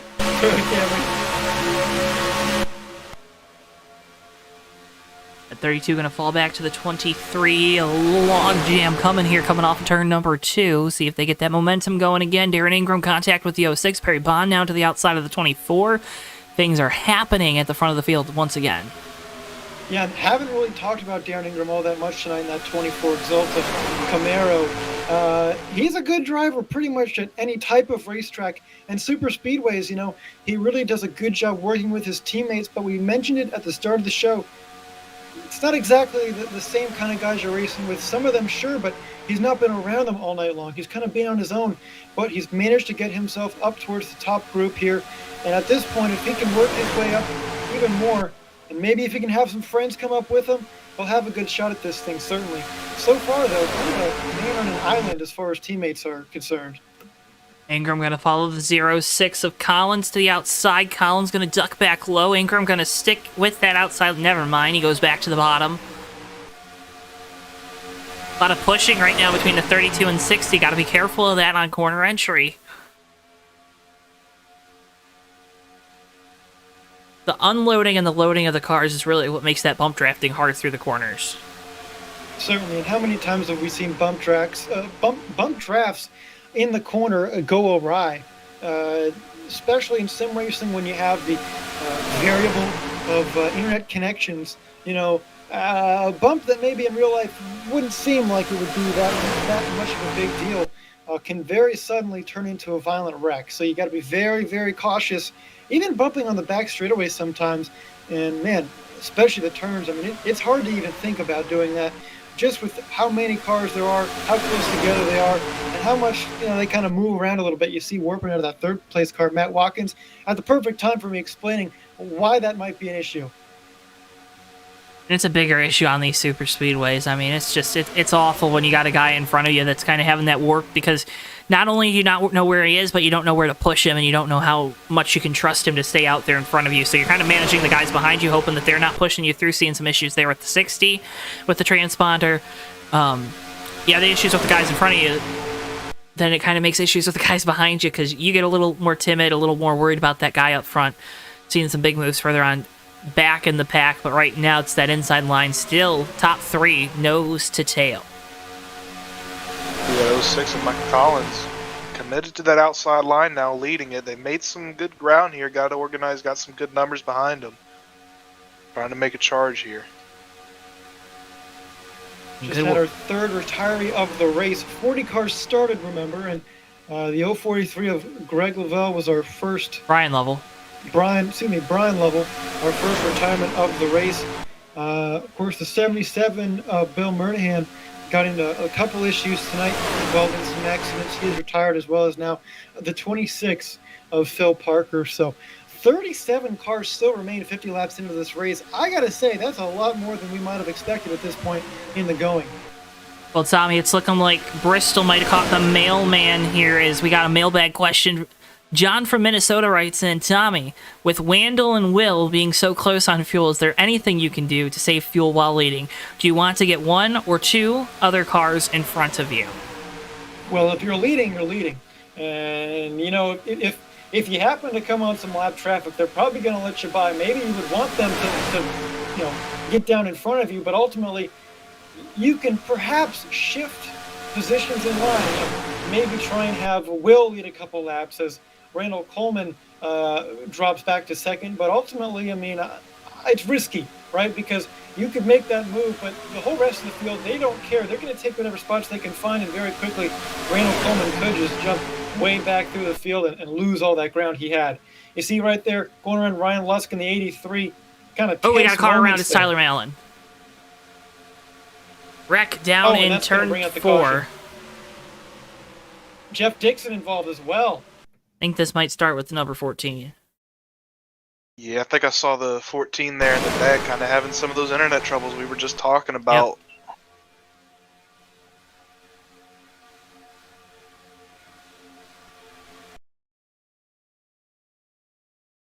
Isn't it great how we talk about something and then it happens? Well, we are savants in some scenarios, I must say. You see that 14, a lot of warp going on the high side, and warps into some cars as well, the 33, the 74, the 83, all over the racetrack. And boy, that's a tough scenario. It looks like he got abducted by aliens on the racetrack, and they were, moving him around with their tractor beam all over the place. See, Tyler Mallon, nowhere for them to go in the 81.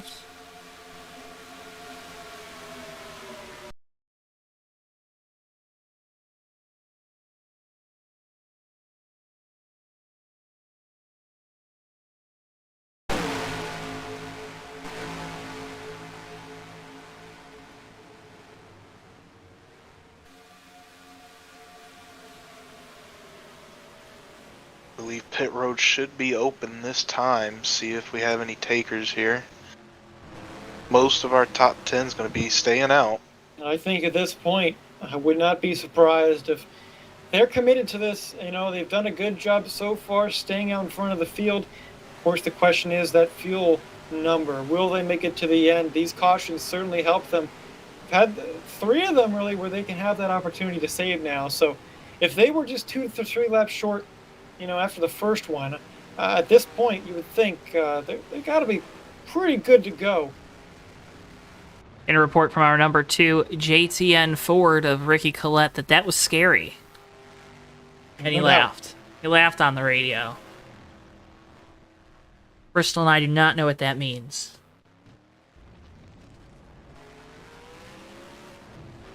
It's like one of those Joker laughs, you know?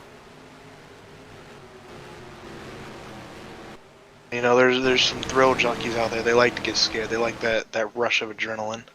I don't like it when they drive my race car, though.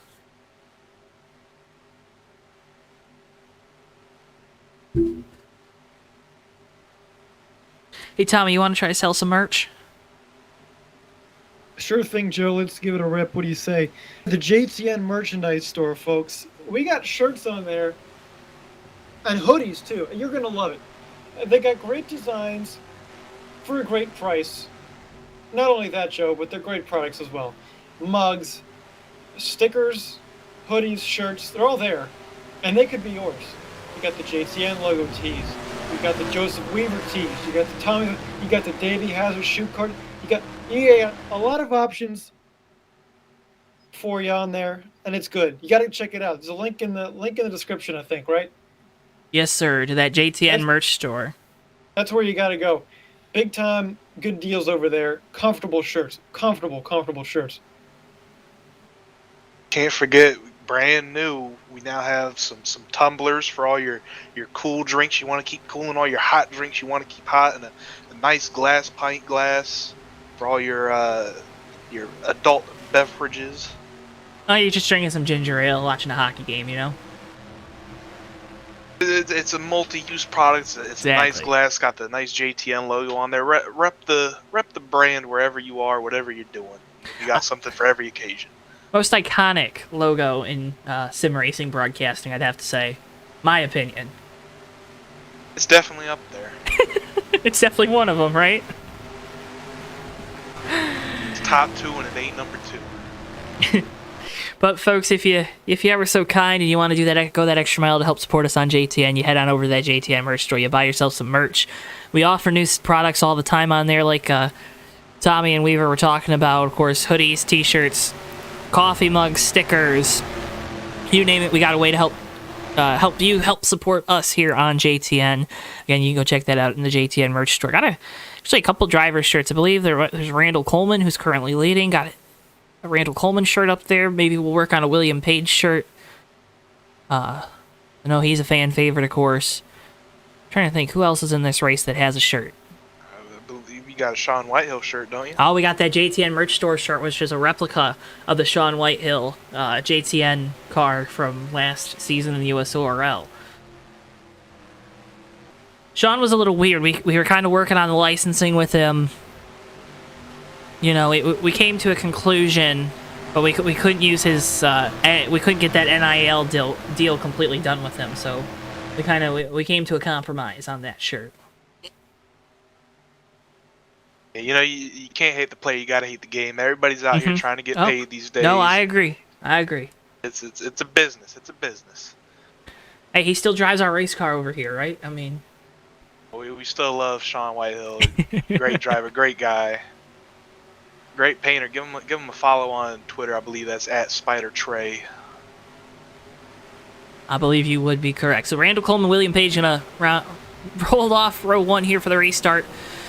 Matt Watkins, Jovan Anderson, Toby Roberson, Perry Bond, Michael Collins, and Darren Ingram, Doug Lockrow, and Greg Lovell. Your top 10 here for the restart. To see, there's been some names and faces kind of in this next 10, just outside the top 10 that we've seen towards the front. I mean, we've had a pretty good distribution, I think, of the screen time for all these drivers tonight, so caps off to them for making our jobs a little bit easier. I tell you who's been making it real easy. That's that 9 of Randall Coleman, that 5 William Page, still at the front here. See Randall Coleman picking the outside line for this restart again. Like they got a plan that's been working for them. Why change it now? Tommy, would you consider it team orders when your boss is telling you to let him in line? Oh, that's the definition of team orders, Joe. Absolutely. Is there a conflict of interest there, maybe from driver number 9? Well, in what sense, Joe? I mean, he's putting himself in a pretty good position, right? Well, certainly, but you know what? You got to get after what you can get after. If William Page feels like the best way he can make it to the end is by just sitting in second and making a move late, then he's going to do that. I think. Rather than make a move right now, because we know that top lanes has some struggles on restarts in the middle of the run. It takes a long time for it to get going. I think maybe the chaos late in the race will give it an opportunity to make up some ground, but ultimately, he may not want to risk making a move this early and getting out on that outside lane and just falling back. If you're William Page, too, you got to be thinking, let Randall Coleman lead these laps. Let him burn all that fuel. Absolutely. Hey, William Page, a stand-up guy there on the bottom, out working with his teammate Randall Coleman here for the restart, coming at you lap 56 of 75. Pace car comes down the pit lane, wrapped in that nice red, white, and blue. Green flag. We're back underway here from Daytona. Bobby Birch asks, can the 9 make it? We think he's going to be close. I think with the number of cautions we've had, he should be able to. It's going to be really, really close. You see, he's been leading basically the entire way tonight since the drop of the green flag. So depending on, if he's able to save enough under these yellow flag periods, he might be able to. But man, it's going to be, it might be a nail biter.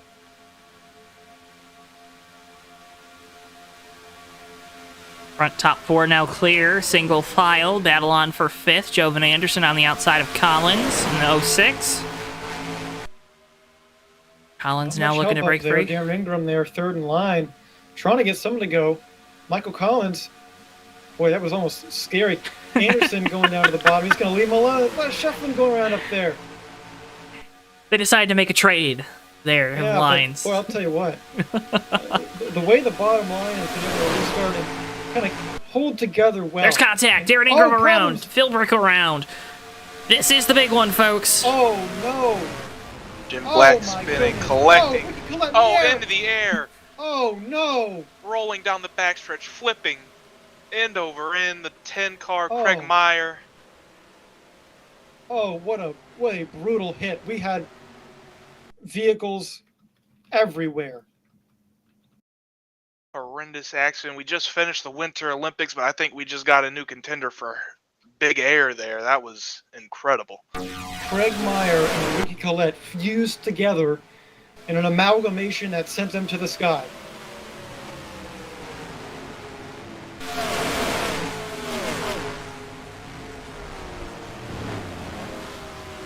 And Joe, I think, boy, with all these cars going everywhere, look at that. Look at that view you saw there with those two flying through the air. Let's take a look at Sean Whitehill's onboard if you can, Joe. He got through there, and it was a ride. Looking on board with Sean Whitehill through the center of turns 1 and 2. You see it there. Wreck right up in front. Gets down on the brakes. See cars flying through. There's the 45. Down into the Calamity. You see up front. See those cars flying through the air. No, folks, that isn't Cape Canaveral. That's the backstretch on the Daytona International Speedway. Quite the pictures there from that camera on the 12. Sean Whitehill doing a good job avoiding it all. Like I said earlier, being in the bottom lane, you get to use the grass a little bit if you need to avoid stuff, and boy, he did. Unfortunately, though, for a lot of drivers, heavy, heavy damage. Well, and this was the story we saw today at the Daytona 500. It's the story we're going to see here tonight throughout the rest of this race, I'd have to believe. It's guys getting aggressive, pushing late in a race. See Philbrick getting aggressive, pushing. Kind of gets into Darren, kind of sets that wreck off in that 23. Then we're just wrecking down the back straightaway, too, just with kind of collateral damage there with Ricky Collette. That 10 tide ride with Craig Meyer. A lot of good race cars tore up. The way some of those cars went through there too, Joe, spinning out, getting hit, and out of control, it was like they were shot out of a canyon, and they just keep flying into the wreck, Like I said, out of control. Even if you're on the brakes at that point, I mean, the wheel is basically just there for display. I mean, there's nothing you can do sometimes in those situations. Well, in Weaver, it was a couple weeks ago where we saw Dan Rubino go out into the campers off of turn number 1 at the TMP Cup Series race here. So great safety improvements by Daytona officials to keep the cars on the track here. Yeah, definitely strengthened up that fence after seeing that awful wreck with Dan Rubino. Good to say he did climb from his car after that wreck. Yeah, everything's all right with him. Hopefully everybody's all right from this wreck here soon. But that was incredible. I think Ricky Collette could have cleared that catch fence if he was going a little to the side there.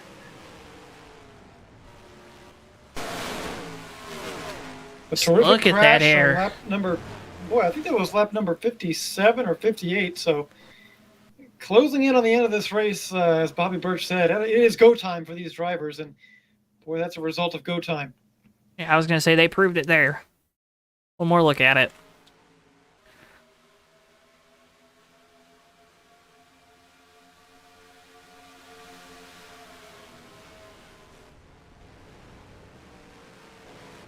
Joe, indeed, that was lap number 57. So 57 causing problems here at Daytona. I've seen that before. Yeah.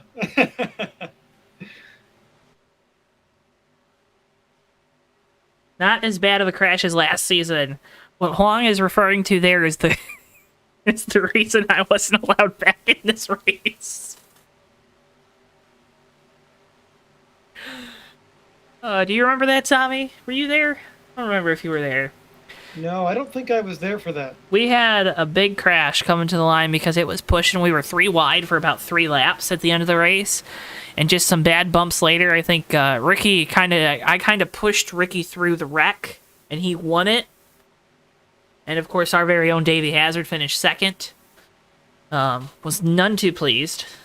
But we were 3 wide, just mass calamity coming to the line. About 6, 7, 8 cars thrown up through the air. I'm sure someone else can describe it a little bit better than me, but very crazy wrecks happen here at Daytona in the Fast Pro Cup Series. I think that would qualify as the big one. I do too. I mean, at this point, a couple more retirements from that incident. You saw cars everywhere, smoke everywhere, dirt flying, cars flying, and that is a classic Daytona wreck right there. Just gotta think to yourself, what's a big race without a big wreck? That's right. These fans paid good money to see some wrecks. And there's one for them. For the scrapbooks. Hearing reports that Ricky Collette might have cracked his coconut, but they kept it all in the helmet, so he's okay. Boy, you gotta think, helmets and Hans devices really, they mean a lot in this sport. That turns a cracked coconut into a season-ending industry. Boy, I have a cracked coconut.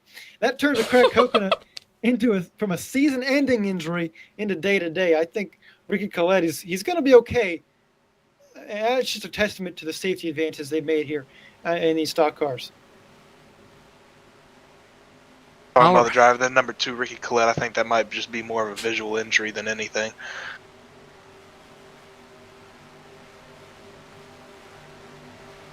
I have to wait and see. So 15 laps to go this time by. Pace car lights are off, so we are going to go green here with 14 laps remaining. Now, Randall Coleman, William Page, a lot of these guys up front have been saving gas. They got more opportunities to really clutch and coast. They get another one here, and that fuel number seems like it's going to be in reach after all.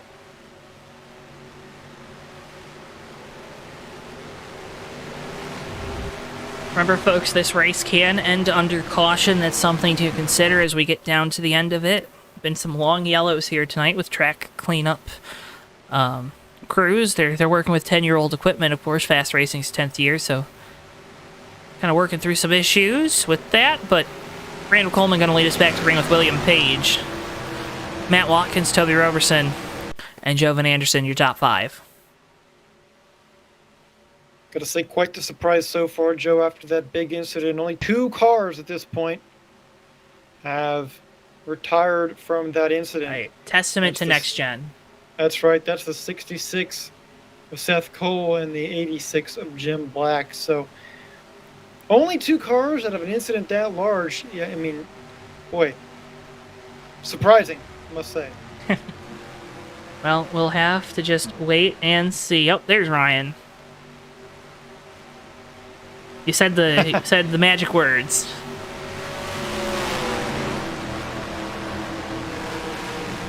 Bobby, that is the question. Can this outside line get formed? It's been guys not committed to it that I think has kind of stalled it out most of the time tonight. Now's the time you got to commit, Tommy, as we're approaching your favorite time of the night.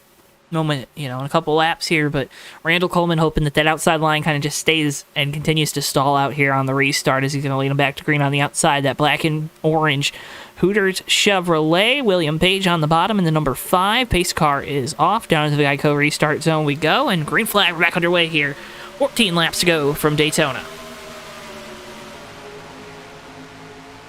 Well, they made the move once again there, Weaver. Randall Coleman sliding in front of William Page in the bottom lane.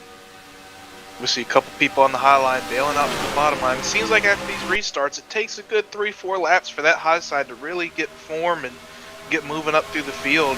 Something to keep an eye on if we have a late caution here. That inside line just as tight as ever. Who will be willing to make the move? We got 3 Toyotas lined up here, nose to tail too. And we talked about those manufacturer relationships, maybe not meaning too much, but hey, you got a Camry badge, I got a Camry badge. We all have Camry badges here trying to win one for TRD. Take a look, 7th in line on that bottom. Joshua Moore's in that 68 team. Now, we know for a fact that they're going to be good on fuel. There's no question about it. So they look like they're going to be in a good spot to be aggressive towards the end. Again, the question that's on our minds right now, will that non-car of Randall Coleman have saved enough? With all the laps he's laid out in front here, and with all the opportunities he's had saving, what's going to prevail? Saving that gas or leading these laps? He hopes to have saved enough to be in the lead at the end.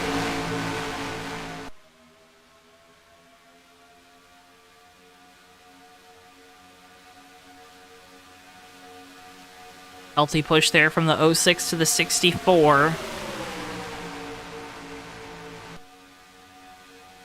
13 laps to go. 12 laps to go. Toby Roberson, the 64 on the outside, leading the way. A 3-car breakaway kind of on that outside line. Kind of still holding well with the 088 on the inside line. Can't really make up too much positions yet. Not enough help. Here we see Dougie Fresh breaking out to lead that outside line down to 32. Yeah, that'll give him something, certainly. Like you mentioned, we were not doing too bad on that outside lane. Really, the numbers haven't mattered as much because there's been some points tonight where it felt like that top lane maybe had the numbers. It's just how well organized they are.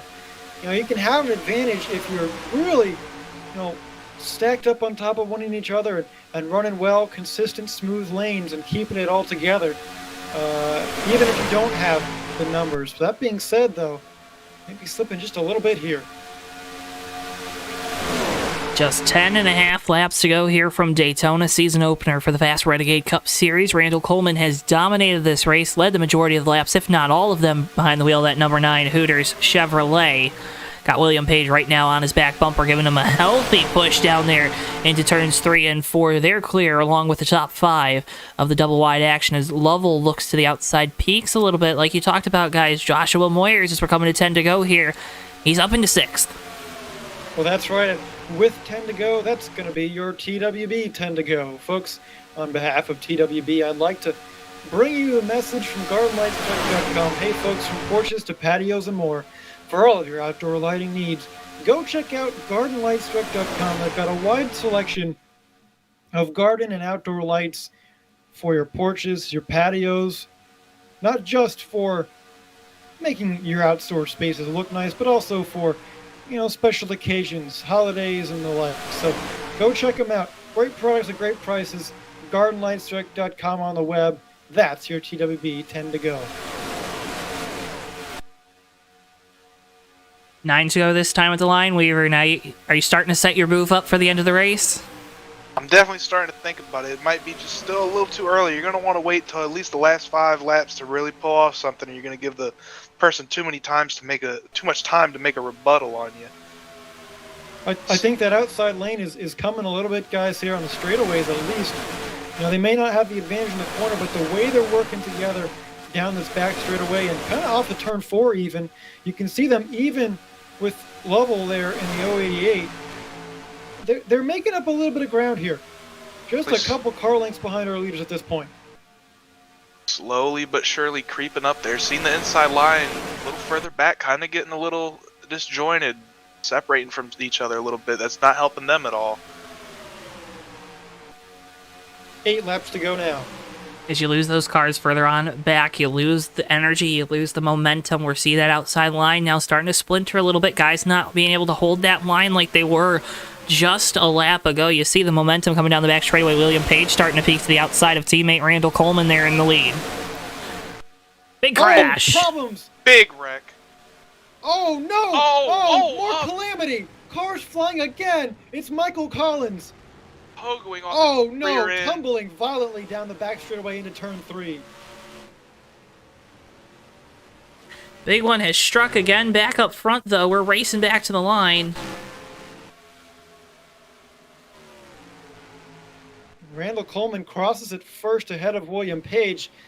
This race, though, I think we're going to get possibly a natural green-white checkered at least, I think, guys. My goodness, what a terrific crash there. Once again, the catch fence doing a great job of containing these drivers. You see the replay here. A limited replay, and my goodness.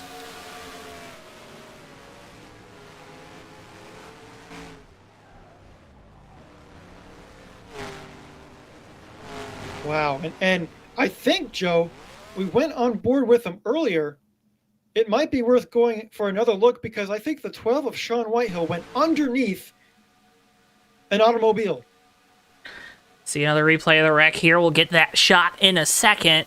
Tommy, it does look like you're correct. Looks like that 06 comes down right in front of him, actually. We'll go on board with Sean here momentarily. I think he might have gone underneath the 50.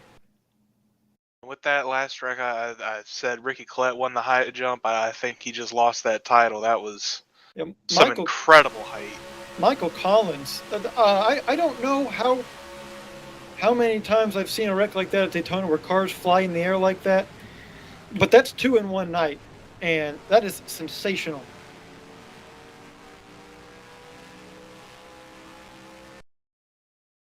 Underneath Ramos, 06 lands in front of him on his rear end. Bounces up. Wow.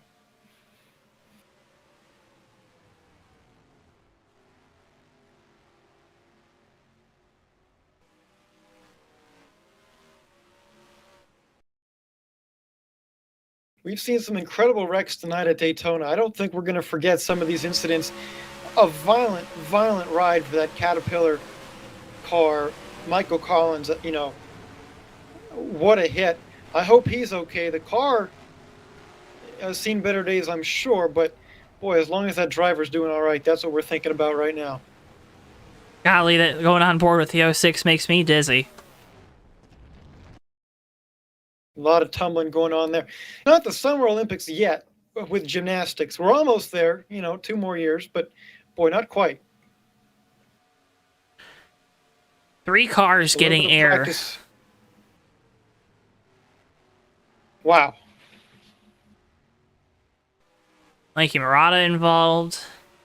Tommy, do you have a complete list of all the drivers involved in this incident? Well, Joe, I can try my best. There were certainly a lot of them. And I think, boy, I'm going to have to take a look here because it's a lot. Okay. I can do my best here. You do that. We're going on board with 38.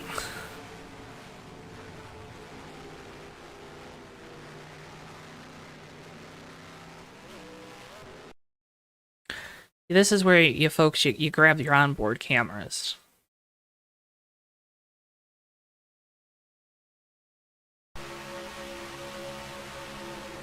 Board with the 42 is Montana.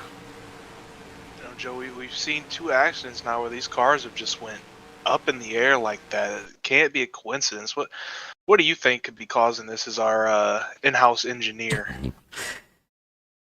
Bad situations.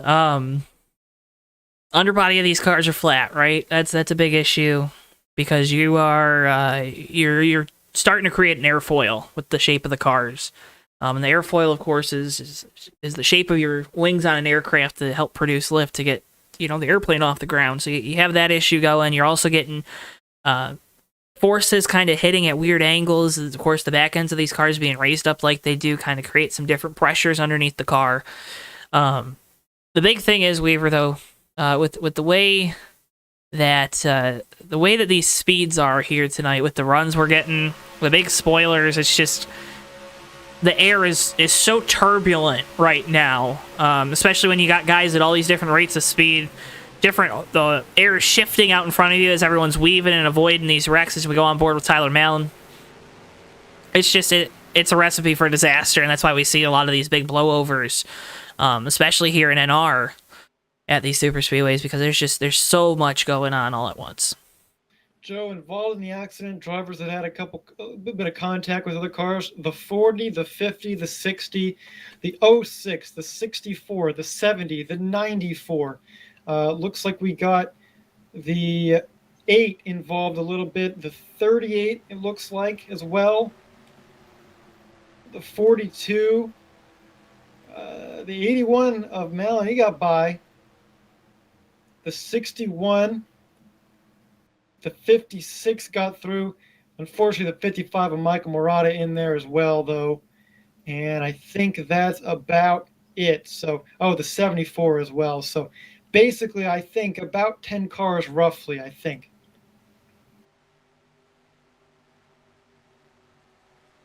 But, boy, probably about half a dozen more just trying to get around it as well. See driver number 50 tuning in.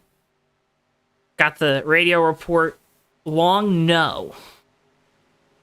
Was screamed over the radio. As we're getting ready to go back green, we're going to go back green lap 73. So it's not going to be that green-white checkered. It's going to be a green-white checkered, Tommy. So an extra lap to get up to speed and an extra lap to probably wreck some more of these next-gen cars. If you're one of those drivers starting on the outside line there, I think you're really happy that you're getting this green-white checker, and not just a regular green-white checker. It's been taking 2, 3, 4 laps at times for that outside line to really get some momentum going and be able to do anything. Going to be a key to watch here with Randall Coleman and William Page. If Will's going to let him down, who's going to make the move? Is he going to duck out of line and leave Randall hanging as we get to the end here? If Will decides to let Randall in here on this final restart, that's a good teammate. Because, man, oh man, Tommy, you talked about it earlier. I'm all for me. I'm not laying over for a teammate to win here at Daytona. It's Daytona. I want the trophy. I want to talk to the guys in the JTN booth, right? Yeah, I got to be honest with you here. Randall Coleman just gave William Page the green light to win this race.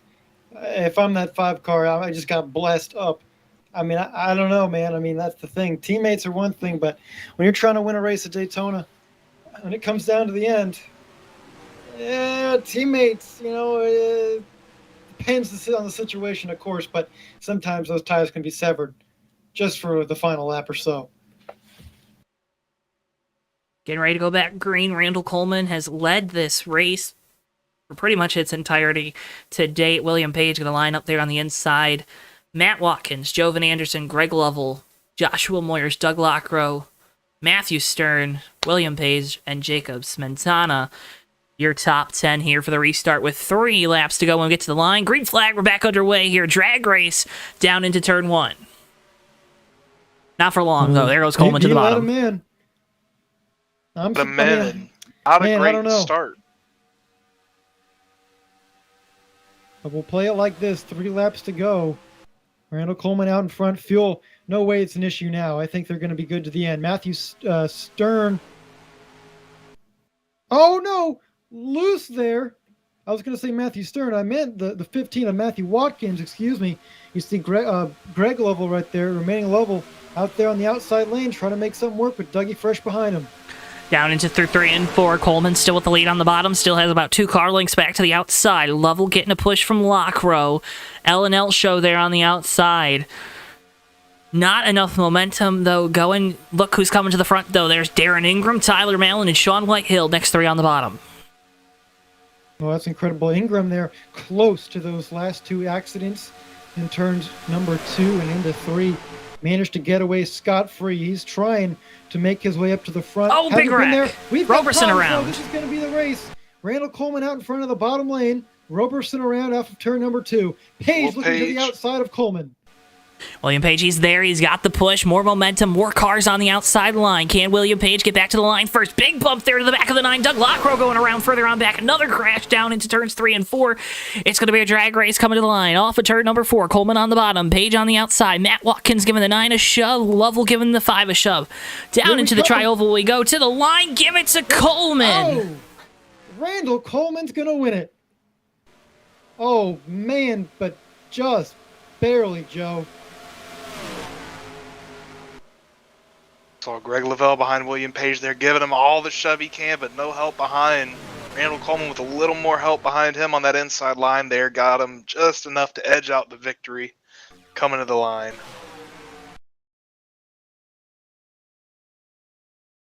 And it was pretty much a flag-to-flag victory there for that 9 team. The cautions helped them save enough gas to make it to the end. Track position ultimately coming out king here at Daytona. You don't hear that too often, but man, it was close. William Page and that 5 team, a great effort there to try that outside lane, and it almost worked. See what brought out the yellow 64. Contact with the 33. Looks like the 42 got loose on the bottom. Made contact with the 33 to kind of set things off there. Then coming into turns 3 and 4, a lot of momentum, a lot of big runs coming, a lot of pushes, not a lot of giving. Jovan Anderson into the middle. Contact with Darren Ingram. Then contact with Lockrow. That collects Joshua Moyers, Matt Stern, Sean Romero, Dunlap Prad. Everyone piling in late in this one. Nobody hitting the brakes. Oh my goodness. Yeah, there's a lot of piling into that accident right there at a high rate of speed. You know, luckily, I suppose, oh my goodness, I'm looking at the replay monitor right now. That is a lot happening on there.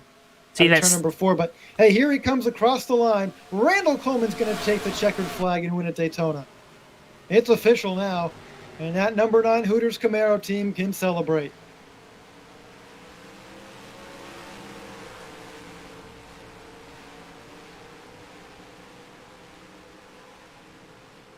And as the JTN fans predicted, a Chevrolet goes to victory lane here from Daytona. Get you some more replays of these wrecks coming to the line.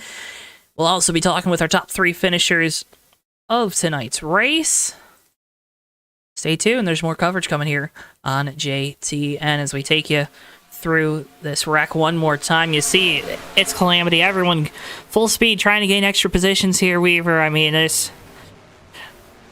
Yeah, you know, it's the end of the race, racing back. You're not really going to be lifting too much. You just want to get through this wreck and get any position you can here. Heartbreak for several drivers, too. Had some good runs going, get involved in this late race incident. Jovan Anderson, Doug Lockrow, Joshua Moyers, Matt Stern.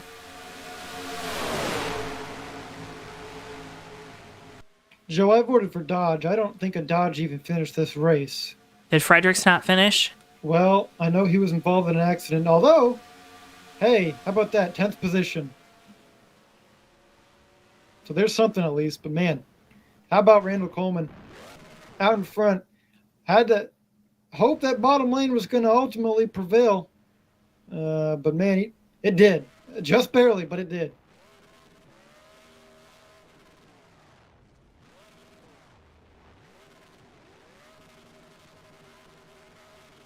Coleman burns it down here from Daytona.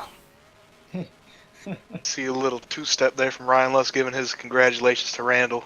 Yeah, a little bit dancing around there. Oh boy, for Randall Coleman, what a way to start the 10th year of fast racing.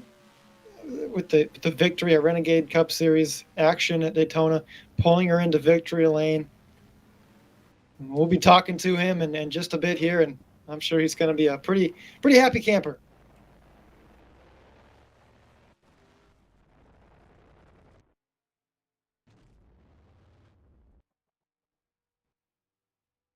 Randall Coleman wins it from Daytona. We'll move on to our post-race results, folks. Can't thank you enough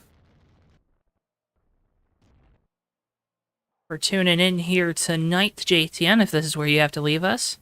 Make sure, if you haven't already, drop a like on the video and subscribe. We are your home for some of the best NR 2003 online racing action. You don't want to miss a second of it. You want to be subscribed. Hit that bell icon, get notified anytime we go live. Again, results will populate your screen momentarily. Tommy, Weaver, I know you boys will be looking for those folks to make their way into the media center. Have to feel, though, for William Page, maybe a little bit of disappointment coming in second after finally put himself in position to win the race. Yeah, well, he did what I kind of figured he would do, at least as far as waiting to the end to make a move. Unfortunately, it was just not quite enough.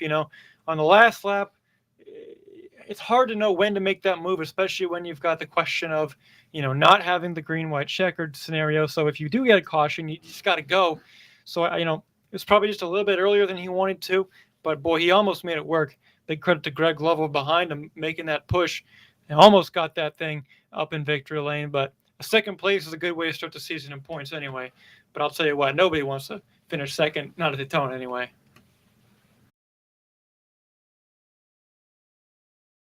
Nobody ever wants to finish second, especially here at Daytona.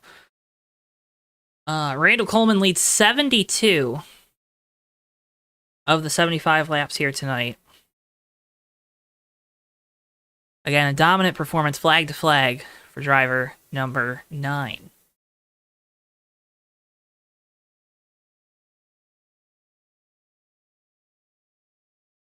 Folks, we would like to remind you to make sure you hit that like button on the video and subscribe. You can check out the JTN merch store as well as following us on our social media.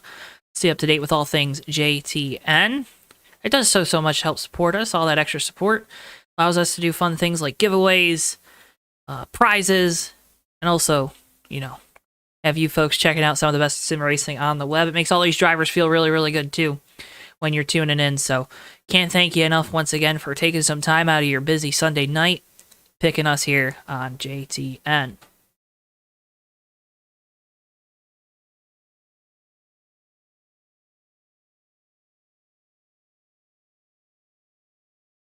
Weaver, I'm familiar with the airport behind Daytona, though the runway is not the back stretch. It's outside of the back stretch, but not the back stretch itself. We saw some folks cleared for takeoff tonight, but I don't know if they had FAA clearance for that, because, wow, they got up there in altitude, that's for sure. I definitely think they're going to be getting some letters here after tonight's happenings. Definitely need to put some red flashing lights on those cars if they're going to be going up there like that.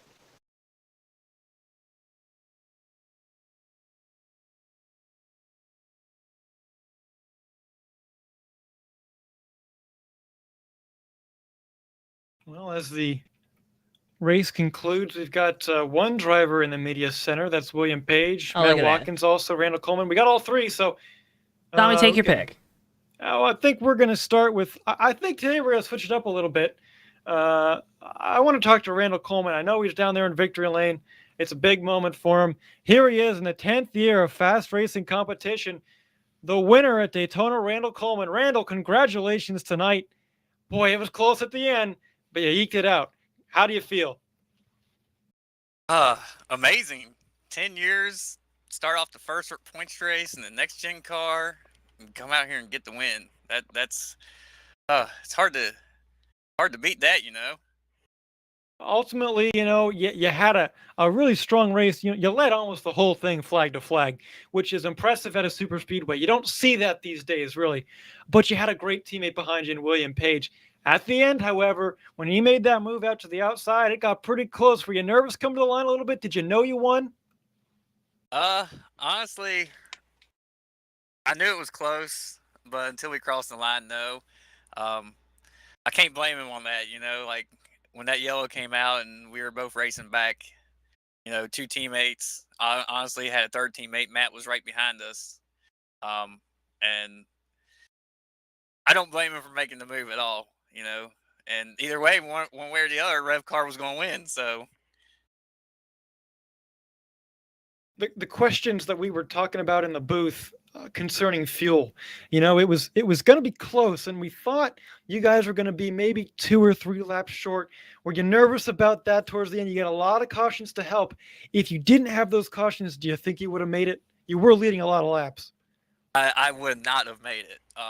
The cautions actually helped out. I was 3 laps short. Will was, I think, like, he was right on the border, and Matt was good. We were communicating back and forth with each other, and those yellows just saved me because I was able to save about a lap and a half each time.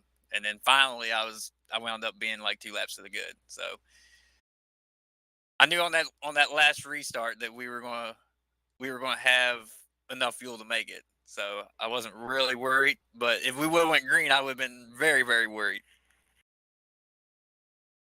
Well, Randall, 72 laps led on the night, a dominant way to start the year. Before we let you go, you got a great league going here at FAST. I know you got a bunch of great partners that are coming on board this year to help make it even more exciting for all the drivers. Tell us a little bit about that, and don't forget to thank all those beautiful sponsors on that number 9 race car. Yeah, first and foremost, I have to thank Thomas for allowing FAST to be the official League of the Next Gen mod. He's come a long ways, put a lot of work into this mod, and I think he's done an amazing job with it. And it's very, very cool to have him not only as a teammate but as a friend as well, and with his support, within this league. And he's also sponsoring the Pole Award for the year, so I can't thank him enough for that. Also, James Moore has stepped up, and he's put this is basically his series, Morecom Productions is the official league sponsor of the year. They're giving out a payout to the top 30 drivers at the end of the season, like $650, $700 like total. That's going to be split up between the top 30 drivers, which is amazing. So for 10 years, going into 10 years with this, we definitely have a lot of good partnerships going for us. And I do want to give a shout out to both Matt and Will. Without them and us communicating amongst each other, we wouldn't have been able to pull out. I think we still finished 1, 2, 3, I believe. So, so that was still an impressive run for all three of us. Got to thank my main sponsor for tonight, Hooters. Sorry, nobody gets free wings, but we do love those Hooters, So I'll just throw that out there. And also, I got A-Shock riding on board this year in Napa. Those are our 3 main sponsors for the year. So very, very happy to get in victory lane with Hooters. Very happy to be sealed into the chase, or the playoffs, I should say. It's not a chase, it's a playoff. So we already knocked that out of the way. So now we can just focus going out here and race. Well, and race you guys will, racing all the way throughout November, pretty much every week. Randall, congratulations once again on a fantastic start to the year. Fantastic launch for 2022. Some great prizes that you and obviously James Moore and Morecom Productions have ready. And folks, the next time you're going to see the FAST Renegade Pro Cup Series here on JTN is going to be March the 20th from the Atlanta Motor Speedway. Going to be another fun time there. You're going to want to make sure you check that out. And until then, you can check out Top Dragster here on YouTube to find out more and view some more of the FAST Renegade Pro Cup Series to stay up to date on things on Sunday nights. Randall, thank you so much for your time. Congratulations on this win. Go soak it in and keep hitting those pro laps as you always do. Thank you, guys, and thank you all for coming out here and broadcasting tonight. Hey, we appreciate you, Randall. Congratulations. Randall Coleman, driver of the number 9, your winner here tonight from Daytona. Tommy, I think we should go to position number 3. I think let's do the 2 odd numbers. Weaver, do you agree with that? Yeah, I think that's a great idea, Joe. All right, well, let's go ahead and bring in our 3rd place finisher tonight, driver of the number 15 Toyota, Matt Watkins. Matt, do you got a copy? Yes, sir. Fantastic run for you in this 15 team, running up front all night long. Was that really the strategy to stay committed to that number 5 and the number 9 in front of you? Yeah, honestly, just wanted to stay top 3, top 5 until the end there, until the chaos would start happening, and then I could maybe either push Randall and just finish 3rd or steal a win. I'm sure it wasn't the most exciting thing in the world having us 3 working like that and dominating most of the race, but we had a plan. Yeah, basically each restart we could kind of get in the same line and form it up, and then that way it ensure we're all up there at the end. And then, once you get to the end, all bets are off. And William made a good move there and took his chance. And all I could do was just hit Randall every opportunity I got and hope it was enough. Hey, maybe just next time hit him in that right rear coming into the tri-oval. Maybe it gets him a little loose. Maybe he can't handle it. But Matt, you're always so good here, and we'd have to pencil. We pretty much we feel like we'll be penciling you into a playoff spot come the fall. But to start off here in 2022 with a good result, there's so many variables that can go wrong early on here in a sim racing season, especially one long like this Renegade Cup Series season will be. What does it mean to start off a year here at Daytona, third place finish podium? Of course, you're talking to JTN because that's probably the best reward of the night. But what does it mean to start the year off right? It's nice. We got third place stage points and third place finish, so we got a lot of points to start out the year with.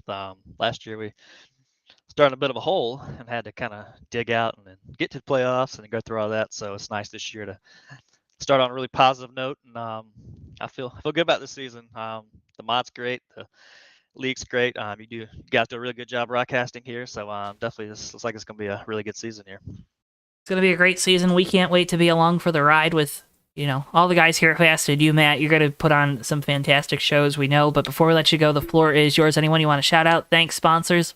Now's the time to do so. Yeah, shout out the FAST series. Randall, he does a good job putting a lot of work into this stuff, getting it all together. Thomas and his team for all the work they did to get this mod going. You guys for always putting on great broadcasts. Shout out to my FSB racing teammates. That was a good bunch of guys I've run with. So yeah, just appreciate everything you do and everybody else does. This was a lot of fun.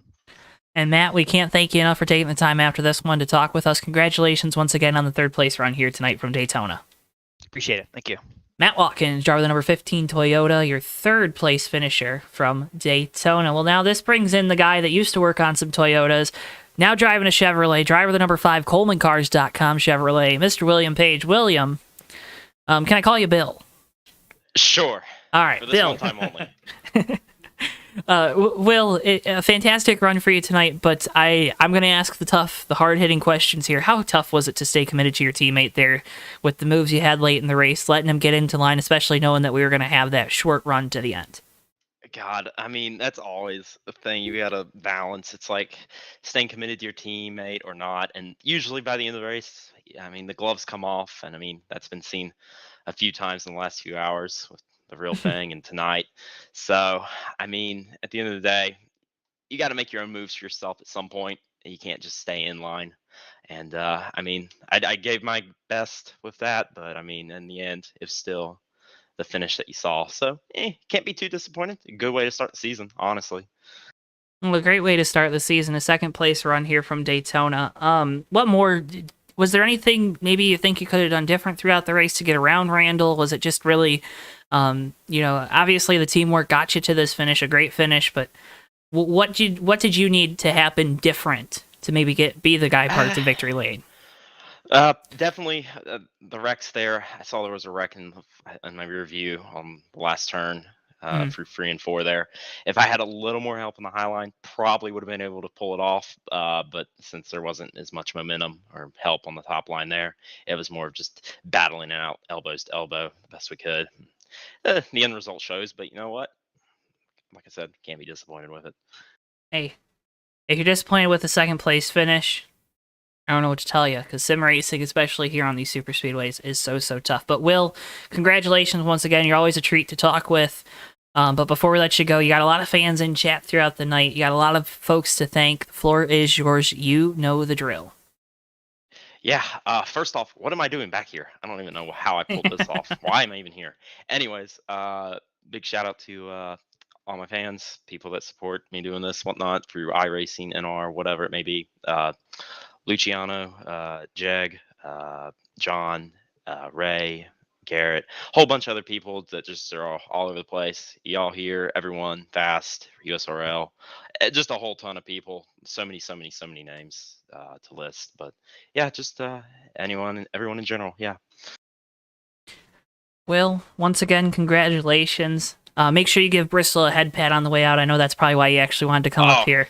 Yeah, that's probably why I did want to come up here. That boy, he needs a good head pat. He does. He had a long Daytona 500 day and then a broadcast. But Will, congratulations once again, second place run here. Here's to continued success this year, and thank you so much for talking with us. Thanks, guys. William Page, driver number 5, ColemanCars.com Chevrolet, your second place finisher. Well, Tommy Weaver, I think that about wraps up things here from Daytona. It does, Joe. Tonight we saw quite the race, while up front it didn't come down until just about the last lap or so, but it did have a lot of action throughout the field tonight. We saw some cars get airborne, which, boy, hard to argue with the entertainment value there, but 10 years of fast, and boy, to start it like that with Randall Coleman and Victor Lane, pretty cool deal.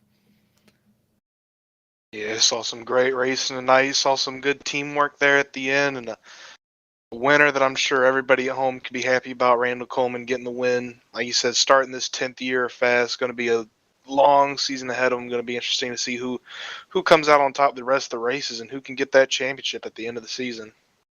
And the thing is, there's some drivers that we talked about at the top of the show. Comes to mind Mikey Murata, Bill Murnahan, guys that we really thought were going to be contenders at this race, got took out in wrecks earlier on, didn't get the finishes that they liked, but then you also got guys in that top 10, like Gunther in the 56, Ventana in the 42.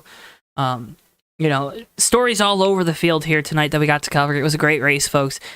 Make sure, if you haven't already, you share it with your friends because they're definitely going to want to see it. But with all that being said, can't thank you enough for tuning into JTN tonight. Make sure, if you haven't already, drop a like on the video and subscribe to us if you're new here. We do this kind of thing all the time.